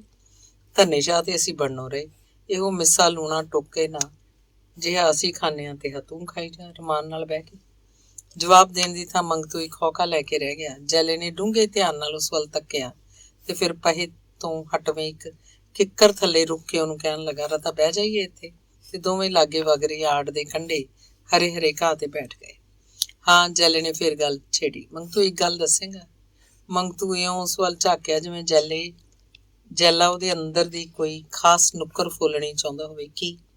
ਸੱਚ ਦੱਸੀ ਮੰਗਤੂ, ਸਾਡੇ ਨਾਲ ਰਹਿ ਕੇ ਤੂੰ ਰਾਜੀ ਨਹੀਂ? ਕਮਲਾ, ਮੰਗਤੂ ਹੱਸਿਆ, ਤੁਹਾਤੋਂ ਬਾਅਦ ਮੇਰਾ ਹੈ ਹੀ ਕਿਹੜਾ ਹੋਰ। ਪਰ ਤੂੰ ਸਿਆਣਾ ਹੈ ਜੈਲਿਆ, ਮਹੀਨਾ ਹੋ ਗਿਆ ਤੁਹਾਡੇ ਗਲ ਪਿਆ। ਅਕਸਰ ਪ੍ਰਾਹੁਣਚਾਰੀ ਵੀ ਤੇ ਰਾਹ ਦੀ ਹੁੰਦੀ ਹੈ। ਇੱਕ ਦਿਨ ਪ੍ਰਾਹੁਣਾ, 2 ਦਿਨ ਪ੍ਰਾਹੁਣਾ, ਤੀਜੇ ਦਿਨ ਦਾਦੇ ਮੰਗਾਉਣਾ। ਸੁਣਿਆ ਹੋਇਆ ਨਹੀਂ ਤੂੰ? ਸੁਣ ਕੇ ਜੈਲੇ ਦਾ ਚਿਹਰਾ ਹਿੱਸ ਜਿਹਾ ਗਿਆ। ਉਹਨੂੰ ਭਾਂਪ ਕੇ ਮੰਗਤੂ ਫਿਰ ਬੋਲਿਆ, ਗੁੱਸਾ ਨਾ ਕਰੀ ਜੈਲਿਆ, ਮਾਸੀ ਮਾਸੜ ਸਕੇ ਪੁੱਤਾਂ ਵਾਂਗ ਜਾਣਦੇ ਨੇ ਮੈਨੂੰ। ਪਰ ਵਡੇਰੀ ਉਮਰ ਦੇ ਮਾਪਿਆਂ ਨੂੰ ਸੁੱਖ ਦੇਣਾ ਚਾਹੀਦਾ ਕਿ ਸਗੋਂ ਉਲਟਾ? ਗੱਲ ਟੋਕੀ ਜੈਲੇ ਨੇ, ਛੱਡ, ਜਬਲੀਆਂ ਨਾ ਮਾਰ। ਬੇਬੇ ਸਾਡੀ ਉਹਨਾਂ ਬੁੱਢੀਆਂ ਚੋਂ ਨਹੀਂ, ਉਹ ਤੇ ਸਗੋਂ ਹਰ ਵੇਲੇ ਤੇਰੀਆਂ ਹੀ ਗੱਲਾਂ ਕਰਦੀ ਰਹਿੰਦੀ ਹੈ। ਸੱਚੀ ਤੇਰੀ ਬਾਬਤ ਕਿੱਡੇ ਕਿੱਡੇ ਦਾਈਏ ਬੰਦੀ ਰਹਿੰਦੀ ਹੈ। ਮੰਗਤੂ ਮੰਨ ਭਾਵੇਂ ਨਾ ਮੰਨ, ਪਰ ਉਹਦਾ ਮੋਹ ਓੜਕਾਂਦਾ ਹੈ ਤੇਰੇ 'ਚ। ਰਾਤੀ ਬਾਪੂ ਨੂੰ ਪਈ ਆਂਦੀ ਸੀ ਕਿ ਆਖੇ ਮੁੰਡੇ ਦਾ ਆਰ ਪਾਰ ਹੋ ਜਾਂਦਾ ਤਾਂ ਚੰਗਾ ਸੀ, ਵਿਚਾਰੇ ਚੇਤੂ ਦਾ ਢਾਰਾ ਵਸ ਜਾਂਦਾ। ਤੈਨੂੰ ਪਤਾ ਨਾ ਮਾਸੜ ਮਰਨ ਵੇਲੇ ਕਿੰਨੀਆਂ ਸੌਂਪਣੀਆਂ ਕਰ ਗਿਆ ਸੀ ਉਹਨੂੰ, ਉਹ ਤੇ ਤੈਨੂੰ ਢੱਗਾ ਪਾਉਣ ਦੇ ਫਿਕਰ 'ਚ ਤੇ ਤੂੰ ਸ਼ਹਿਰ ਨਸਣ ਨੂੰ ਕਰਦਾ ਹੈ। ਢੱਗਾ ਦਾ ਮਤਲਬ ਸਮਝਣ ਲਈ ਮੰਗਤੂ ਨੂੰ ਜੈਲੇ ਉੱਤੇ ਸਵਾਲ ਕਰਨ ਦੀ ਲੋੜ ਨਹੀਂ ਜਾਪੀ, ਪਰ ਇਹ ਗੱਲ ਉਹਦੀਆਂ ਆਸਾਂ ਉਮੀਦਾਂ ਨਾਲੋਂ ਕਾਫੀ ਉਚੇਰੀ ਸੀ। ਇੱਕ ਬਗਾਨੇ ਪੁੱਤਰ ਲਈ ਕਿਸੇ ਦੇ ਦਿਲ 'ਚ ਇੱਥੋਂ ਤੱਕ ਵੀ ਜ਼ਿੰਮੇਵਾਰੀ ਦਾ ਅਹਿਸਾਸ ਹੋ ਸਕਦਾ ਹੈ। ਇਸ ਅਨੁਭਵਤਾ ਨੇ ਮੰਗਤੂ ਦੀਆਂ ਜਿਵੇਂ ਬੰਦ ਅੱਖਾਂ ਖੋਲ੍ਹ ਦਿੱਤੀਆਂ। ਮਾਂ ਦੀ ਮਮਤਾ ਤੋਂ ਅਣਜਾਣ ਸੀ, ਪਰ ਮਾਸੀ ਉਸ ਨਾਲ ਇੰਨਾ ਹਿੱਤ ਰੱਖਦੀ ਹੈ, ਇਸ ਖਿਆਲ ਨੇ ਉਹਦੇ ਹਿਰਦੇ 'ਚ ਇੱਕ ਨਵੀਂ ਆਸ਼ਾ, ਨਵੀਂ ਸ਼ਰਧਾ ਨੂੰ ਉਦੇਮਾਨ ਕਰ ਦਿੱਤਾ। ਉਹਦੀਆਂ ਅੱਖਾਂ 'ਚ ਗਿੱਲ ਆ ਗਈ। ਅੱਛਾ ਮੰਗਤੂ, ਜ਼ਰਾ ਕੁ ਠਹਿਰ ਕੇ ਜੈਲੇ ਨੇ ਸਵਾਲ ਕੀਤਾ, ਜਿਹੜੀ ਗੱਲ ਅੱਜ ਮੈਂ ਤੈਥੋਂ ਪੁੱਛਣ ਲੱਗਾ ਪਹਿਲਾਂ ਮੈਨੂੰ ਉਹਦਾ ਜਵਾਬ ਦੇ। ਹਾਂ ਪੁੱਛ, ਮੰਗਤੂ ਨੇ ਗਦਗਦ ਹੋ ਕੇ ਕਿਹਾ। ਕੁਝ ਜੋੜਿਆ ਜੁੜਿਆ ਵੀ ਤੇ ਛੱਡ ਗਿਆ ਹੋਣਾ ਮਾਸੜ। ਪਹਿਲਾਂ ਤਾਂ ਮੰਗਤੂ ਦੀ ਸਲਾਹ ਹੋਈ ਸਿਰਿਓਂ ਹੀ ਮੁੱਕਰ ਜਾਏ, ਕਿਉਂਕਿ ਪਿਓ ਨੇ ਉਹਨੂੰ ਇਹੋ ਨਸੀਹਤ ਕੀਤੀ ਸੀ, ਪਰ ਉਸ ਵੇਲੇ ਉਹਦੇ ਦਿਲ 'ਚ ਮੁੱਕਰਨ ਨੂੰ ਥਾਂ ਨਹੀਂ ਸੀ, ਜਦਕਿ ਉਹਦੇ ਸਾਹਮਣੇ ਇੱਕ ਪਿਆਰ ਤੇ ਹਮਦਰਦੀ ਦਾ ਪੁੰਜ ਮੌਜੂਦ ਸੀ। ਉਹਨੇ ਸਭ ਕੁਝ ਠੀਕ ਠੀਕ ਦੱਸ ਦਿੱਤਾ। ਹਲਾ ਉਤਸ਼ਾਹਤ ਹੋ ਕੇ ਜੈਲਾ ਬੋਲਿਆ, ਭਲਾ ਸਾਰਾ ਕੁਝ ਕਿੰਨਾ ਕੁ ਹੋਏਗਾ? ਮੰਗਤੂ ਨੂੰ ਇਸ ਤਰ੍ਹਾਂ ਦਾ ਪੂਰਾ ਅਨੁਮਾਨ ਅਜੇ ਤੱਕ ਨਹੀਂ ਸੀ ਹੋ ਸਕਿਆ। ਉਹਨੇ ਕੇਵਲ ਵੇਰਵੇ ਨਾਲ ਪੋਟਲੀ ਵਾਲੀਆਂ ਚੀਜ਼ਾਂ ਦੀ ਵਿਆਖਿਆ ਕਰਤੀ। ਜੈਲਾ ਸੋਚਦਾ ਰਿਹਾ ਕਿੰਨਾ ਹੀ ਚਿਰ। ਕੀ ਸੋਚਦਾ ਪਿਆ ਜੈਲਿਆ? ਇਹੋ ਵੀ ਇੰਨੇ ਨਾਲ ਕੰਮ ਸਰ ਜਾਏਗਾ। ਕਿਹੜਾ ਕੰਮ? ਜੈਲਾ ਹੱਸ ਪਿਆ ਤੇ ਹਾਸੇ ਵਿੱਚ ਹੀ ਮੰਗਤੂ ਨੂੰ ਆਪਣੇ ਸਵਾਲ ਦਾ ਜਵਾਬ ਮਿਲ ਗਿਆ। ਉਹ ਸਮਝ ਗਿਆ ਇਸ ਹਾਸੇ ਦਾ ਅਰਥ ਢੱਗੇ ਤੋਂ ਬਿਨਾਂ ਹੋਰ ਕੁਝ ਨਹੀਂ ਹੋ ਸਕਦਾ। ਸ਼ਹਿਰ ਜਾ ਕੇ ਕੀ ਕਰੇਗਾ? ਜੈਲੇ ਨੇ ਹੋਰ ਸਵਾਲ ਛੇੜਿਆ। ਇਹੋ ਮਿਹਨਤ ਮਜ਼ਦੂਰੀ, ਹੋਰ ਕੀ ਕਰਨਾ? ਕਾਹਦੀ? ਜਵਾਬ 'ਚ ਮੰਗਤੂ ਨੇ ਆਪਣੇ ਪੇਸ਼ੇ ਦਾ ਵਿਸਥਾਰ ਕਰ ਦਿੱਤਾ। ਦਫਾ ਕਰ। ਚਿਹਰੇ ਤੇ ਗਿਲਾਨੀ ਜਿਹੀ ਦਾ ਭਾਵ ਲਿਆ ਕੇ ਜੈਲੇ ਨੇ ਕਿਹਾ, ਇਹ ਵੀ ਕੋਈ ਕੰਮਾਂ 'ਚੋਂ ਕੰਮ ਹੈ? ਸਾਰੀ ਦਿਹਾੜੀ ਬਸ ਲਿਆਈ ਗਾਰਾ ਲਿਆਈ ਇੱਟਾਂ, ਤੇ ਹੋਰ ਮੇਰੇ ਵਰਗਿਆਂ ਨੂੰ ਕਿਸੇ ਨੇ ਥਾਣੇਦਾਰੀ ਦੇ ਦੇਣੀ ਹੈ ਭਲਾ? ਚੰਗੇ ਇੱਜ਼ਤ ਵਾਲੇ ਕੰਮ ਕਿੱਥੋਂ ਲੱਭਦੇ ਨੇ ਸਾਡੇ ਵਰਗਿਆਂ ਨੂੰ? ਨਿੱਜ ਨਾ ਲੱਭਣ। ਪਿਓ ਦਾਦੇ ਦਾ ਕਿੱਤਾ ਤੇ ਕਿਤੇ ਨਹੀਂ ਨਾ ਚਲਾ ਗਿਆ। ਅਸੀਂ ਲੋਕ ਵੀ ਤੇ ਖੰਨੀ ਚੱਪਾ ਖਾਈ ਜਾਂਦੇ ਹਾਂ। ਚੰਗਾ ਨਾ ਸੀ ਮਾੜਾ ਸੀ, ਸਿਆਣੇ ਆਂਦੇ ਹੁੰਦੇ ਆ ਵੀ ਘਰ ਦੀ ਅੱਧੀ ਬਾਹਰ ਦੀ ਸਾਰੀ। ਨਹੀਂ ਜੈਲਿਆ, ਮੰਗਤੂ ਨੇ ਸਿਰ ਫੇਰਿਆ, ਜ਼ਿਮੀਂਦਾਰਾਂ ਦੀ ਨਿੱਤ ਦਿਹਾੜੀ ਦੀ ਗੁਲਾਮੀ ਕੌਣ ਸਹੇ? ਜਦੋਂ ਵੀ ਉਹਨਾਂ ਦਾ ਜੀ ਕਰੇ ਕੰਨੋਂ ਫੜ ਕੇ ਧੱਕਾ ਦੇ ਦੇਣ। ਅੱਗੇ ਚਾਚੇ ਨਾਲ ਕੋਈ ਥੋੜ੍ਹੀ ਹੋਈ ਸੀ। ਤੇ ਮੰਗਤੂ ਨੇ ਬੀਤੇ ਇਤਿਹਾਸ ਦੇ ਉਹ ਵਰਕਾ ਜੈਲੇ ਨੂੰ ਸੁਣਾ ਦਿੱਤਾ, ਜਿਵੇਂ ਜ਼ਿਮੀਂਦਾਰਾਂ ਨੇ ਉਹਦੇ ਪਿਓ ਨੂੰ ਬੇਦਖਲ ਕਰਕੇ ਪਿੰਡ ਛੱਡਣ ਲਈ ਮਜਬੂਰ ਕੀਤਾ ਸੀ। ਇਹ ਤੇ ਤੇਰੀ ਗੱਲ ਸੱਚੀ ਹੈ ਮੰਗਤੂ, ਜੈਲੇ ਨੇ ਬਜ਼ੁਰਗਾਂ ਵਾਂਗ ਪੀਡੀ ਆਵਾਜ਼ 'ਚ ਕਿਹਾ, ਪਰ ਟੋਕਰੀ ਢੋਣ ਨਾਲੋਂ ਤਾਂ ਫਿਰ ਵੀ ਚੰਗਾ ਹੈ। ਟੋਕਰੀ ਦਾ ਕੰਮ ਮੈਂ ਛੱਡ ਦਿਆਂਗਾ ਛੇਤੀ ਹੋਈ। ਥੋੜ੍ਹੀ ਬਾਲੀ ਤੇਸੀ ਕਾਂਡੀ ਚਲਾਉਣ ਦੀ ਜਾਚ ਆ ਗਈ ਹੈ, ਰਹਿੰਦੀ ਹੋਰ ਆ ਜਾਏਗੀ। ਫਿਰ ਜੇ ਦਾ ਫੱਬ ਗਿਆ ਤਾਂ ਰਾਜਗੀਰੀ ਦੇ ਕੰਮ ਤੇ ਲੱਗ ਜਾਵਾਂਗਾ। ਮਿਹਣਾ ਚੋਰੀਆਂ ਯਾਰੀਆਂ ਹੁੰਦਾ ਹੈ, ਮਿਹਨਤ ਮਜ਼ਦੂਰੀ ਤੋਂ ਕਾਹਦਾ ਮਿਹਣਾ? ਸੱਚੀ ਪੁੱਛੇ ਤਾਂ ਜੱਟਾਂ ਦੀ ਮਜ਼ਦੂਰੀ ਨਾਲੋਂ ਲਾਲਿਆਂ ਸ਼ਾਹੂਕਾਰਾਂ ਦੀ ਮਜ਼ਦੂਰੀ ਚੰਗੀ। ਇੱਕ ਵੱਲੋਂ ਜਵਾਬ ਮਿਲਿਆ, ਦੂਜਾ ਸਹੀ, ਤੀਜਾ ਸਹੀ। ਇੱਕ ਦਰ ਬੱਧਾ 100 ਦਰ ਖੁੱਲ੍ਹਾ। ਇੱਥੇ ਤੇ ਤੁਹਾਨੂੰ ਪਤਾ ਜ਼ਰਾ ਕੁ ਜੱਟ ਦਾ ਮੂੰਹ ਵਿੰਗਾ ਹੋਇਆ ਤੇ ਅਗਲੇ ਦਾ ਜੀਣਾ ਔਖਾ ਕਰ ਦੇਗਾ। ਸਿਆਣਿਆਂ ਦਾ ਖਾਣ ਹੈ ਵੀ ਕੜੀ ਕੈਲ ਦੀ ਜੇ ਧਵੇਂ ਨਾ, ਯਾਰੀ ਜੱਟ ਦੀ ਜੇ ਭਵੇਂ ਨਾ। ਕਿੰਨਾ ਹੀ ਚਿਰ ਇਸ ਮਾਮਲੇ ਨੂੰ ਲੈ ਕੇ ਦੋਵਾਂ 'ਚ ਬਹਿਸ ਚੱਲਦੀ ਰਹੀ ਤੇ ਦੋਵੇਂ ਆਪੋ ਆਪਣੇ ਪੱਖ 'ਚ ਦਲੀਲਾਂ ਘੜ ਪੇਸ਼ ਕਰੀ ਗਏ, ਪਰ ਛੇਕੜ ਤੱਕ ਕਿਸੇ ਵੀ ਨਤੀਜੇ ਨਾ ਪੁੱਜ ਸਕੇ। ਲੈ ਉੱਠ ਤਾਂ ਚੱਲੀਏ, ਸੋਤਾ ਹੋ ਗਿਆ, ਕਹਿ ਕੇ ਜੈਲਾ ਉੱਠ ਖੜੋਤਾ। ਮੰਗਤੂ ਵੀ ਦੋਵੇਂ ਘਰ ਵੱਲ ਤੁਰ ਪਏ। ਰਾਤੀ ਸੁੱਤਾ ਸੁੱਤਾ ਸੋਚੀ ਗਿਆ, ਪਰ ਇੰਨੀ ਥੋੜ੍ਹੀ ਪੂੰਜੀ ਨਾਲ ਤਾਂ ਵਿਆਹ ਵਰਗੀ ਭਾਰੀ ਮੁਹਿੰਮ ਫਤਿਹ ਨਹੀਂ ਹੋ ਸਕਦੀ। ਮੇਰੇ ਪਾਸ ਜੋ ਕੁਝ ਹੈ ਸਾਰਾ ਲਾ ਪਾ ਕੇ 500 ਦੇ ਆਨਮਾਨ ਹੈ, ਇਹ ਤੋਂ ਵੱਧ ਨਹੀਂ। ਗਰੀਬੋ ਗਰੀਬੀ ਵੀ ਜੇ ਵਿਆਹ ਕੀਤਾ ਜਾਏ ਤਾਂ ਕੁਝ ਨਾ ਕੁਝ ਕਰਨਾ ਹੀ ਪਏਗਾ। ਬਗਾਨੀ ਧੀ ਨੂੰ ਲਿਆ ਕੇ ਬੁੱਤੀ ਬਾਂਦਰੀ ਥੋੜ੍ਹੀ ਬਿਠਾਲ ਛੱਡਣਾ ਹੋਏਗਾ। 10 ਸੁੱਚੇ ਕੱਪੜੇ, ਹੱਥ ਕੰਨ ਕੱਜਣ ਲਈ 4 ਟੂੰਬਾਂ, ਸ਼ਰੀਕੇ ਭਾਈਚਾਰੇ 'ਚ ਭਾਜੀ ਦਾ ਖਰਚ, ਹੋਰ ਨਾਈ ਮਰਾਸੀ ਦੇ ਲਾਗ, ਸਾਰੇ ਖਰਚਾਂ ਦੇ ਸਾਹਮਣੇ ਤਾਂ ਇਹ ਨਿਗੁਣੀ ਜਿਹੀ ਰਕਮ ਭੂਤਾਂ ਦੀ ਸੱਤੂ ਬਣ ਕੇ ਰਹਿ ਜਾਏਗੀ। ਨਾਲੇ ਘਰ ਦੀ ਹਾਲਤ ਵੀ ਤਾਂ ਇੰਨੀ ਖਸਤਾ ਹੋ ਚੁੱਕੀ ਹੈ ਕਿ ਬਿਨਾਂ 150 ਖਰਚ ਕੀਤੇ ਵਸੇਬੇ ਦੇ ਲਾਇਕ ਨਹੀਂ ਬਣ ਸਕਦਾ। ਇਹਨਾਂ ਹੀ ਗਿਣਤੀਆਂ 'ਚ ਮੰਗਤੂ ਨੇ ਰਾਤ ਗੁਜ਼ਾਰ ਦਿੱਤੀ। ਦੂਜੇ ਦਿਨ ਮਾਸੀ ਮਾਸੜ ਨਾਲ ਇਸ ਮਾਮਲੇ ਤੇ ਉਹਦੀਆਂ ਖੁੱਲ੍ਹੀਆਂ ਗੱਲਾਂ ਇਕੱਠਾ ਹੋਈਆਂ। ਉਹਨਾਂ ਦੋਹਾਂ ਨੇ ਕਾਫੀ ਜ਼ੋਰ ਲਾਇਆ ਕਿ ਮੁਜ਼ਾਰੇਦਾਰੀ 'ਚ ਉਹਨਾਂ ਨਾਲ ਸਾਂਝ ਕਰ ਲਵੇ। ਉਹ ਕਿਸੇ ਜ਼ਿਮੀਂਦਾਰ ਦੀ ਹੋਰ 10-5 ਵਿਗੇ ਜ਼ਮੀਨ ਵਾਹ ਲੈਣਗੇ, ਪਰ ਮੰਗਤੂ ਨਹੀਂ ਮੰਨਿਆ। ਪਹਿਲੀ ਗੱਲ ਤਾਂ ਇਹ ਹੈ ਕਿ ਪਹਿਲੇ ਕੌੜੇ ਤਜਰਬੇ ਦੇ ਆਧਾਰ ਤੇ ਮੰਗਤੂ ਨੂੰ ਜ਼ਿਮੀਂਦਾਰਾਂ ਦੀ ਗੁਲਾਮੀ ਪਸੰਦ ਨਹੀਂ ਸੀ। ਜੇ ਕਬੂਲ ਕਰ ਵੀ ਲਵੇ ਤਾਂ ਇਸ ਕੰਮ ਲਈ ਵੀ ਤਾਂ ਕਈ ਤਰ੍ਹਾਂ ਦਾ ਪ੍ਰਬੰਧ ਕਰਨਾ ਹੋਏਗਾ। ਦੂਜਾ, ਬਟਾਈ ਦੇ ਮਾਮਲੇ 'ਚ ਉਹਨੂੰ ਇਹ ਵੀ ਪਤਾ ਸੀ ਕਿ ਵਾਹਕ ਭਾਵੇਂ ਪੁੱਠਾ ਹੋ ਕੇ ਲਟਕ ਜਾਵੇ, ਉਹਨੂੰ ਢਿੱਡ ਭਰਨ ਜੋਗੇ ਦਾਣਿਆਂ ਤੋਂ ਵੱਧ ਕਦੀ ਪ੍ਰਾਪਤ ਨਹੀਂ ਹੋ ਸਕਦਾ। ਜੇ ਕੋਈ ਉਮੀਦ ਕਰੇ ਇਸ ਕਮਾਈ 'ਚੋਂ 4 ਪੈਸੇ ਪਿੱਛੇ ਪੈ ਜਾਣ ਤਾਂ ਇਹ ਅਣਹੋਣੀ ਗੱਲ ਸੀ। ਛੇਕੜ ਬੜੀ ਸੋਚ ਵਿਚਾਰ ਤੋਂ ਬਾਅਦ ਇਹ ਫੈਸਲਾ ਹੋਇਆ ਕਿ ਮੰਗਤੂ ਨੂੰ ਚਲੇ ਜਾਣਾ ਚਾਹੀਦਾ ਹੈ। ਉਹਨੇ ਮਾਸੀ ਮਾਸੜ ਨੂੰ ਪੂਰੀ ਉਮੀਦ ਦਿਵਾਈ ਕਿ ਜਲਦੀ ਉਹ ਰਾਜਗੀਰੀ ਦੇ ਕੰਮ ਤੇ ਲਾ ਦਿੱਤਾ ਜਾਏਗਾ ਤੇ ਇਸ ਤਰ੍ਹਾਂ 1 ਸਾਲ ਦੀ ਮਿਹਨਤ ਨਾਲ ਉਸ ਪਾਸ ਕਾਫੀ ਪੈਸੇ ਜੁੜ ਜਾਣ ਦੀ ਆਸ ਹੈ। ਮੰਗਤੂ ਨੇ ਮੁੜ ਜਲੰਧਰ ਵੱਲ ਮੁਹਾਰਾ ਮੋੜੀਆਂ ਤੇ ਜਾਂਦਾ ਹੋਇਆ ਆਪਣੀ ਉਹ ਜਮ੍ਹਾਂ ਪੂੰਜੀ ਮਾਸੀ ਦੇ ਹਵਾਲੇ ਕਰ ਗਿਆ। ਨਾਲ ਲੈ ਜਾਣ 'ਚ ਉਹਨੂੰ ਡਰ ਸੀ ਮਤੇ ਪਿਓ ਦੇ ਆਖਣ ਅਨੁਸਾਰ ਢਿੱਡ ਵਿੱਚ ਹੀ ਨਾ ਨਿਗਾਰ ਛੱਡੇ। ਇੱਥੋਂ ਛੁੱਟ ਘਰ ਦਾ ਸਮਾਨ ਚੁੱਕ ਕੇ ਵੀ ਉਹ ਮਾਸੀ ਅੰਦਰ ਰੱਖ ਗਿਆ ਸੀ। ਧੰਨਵਾਦ।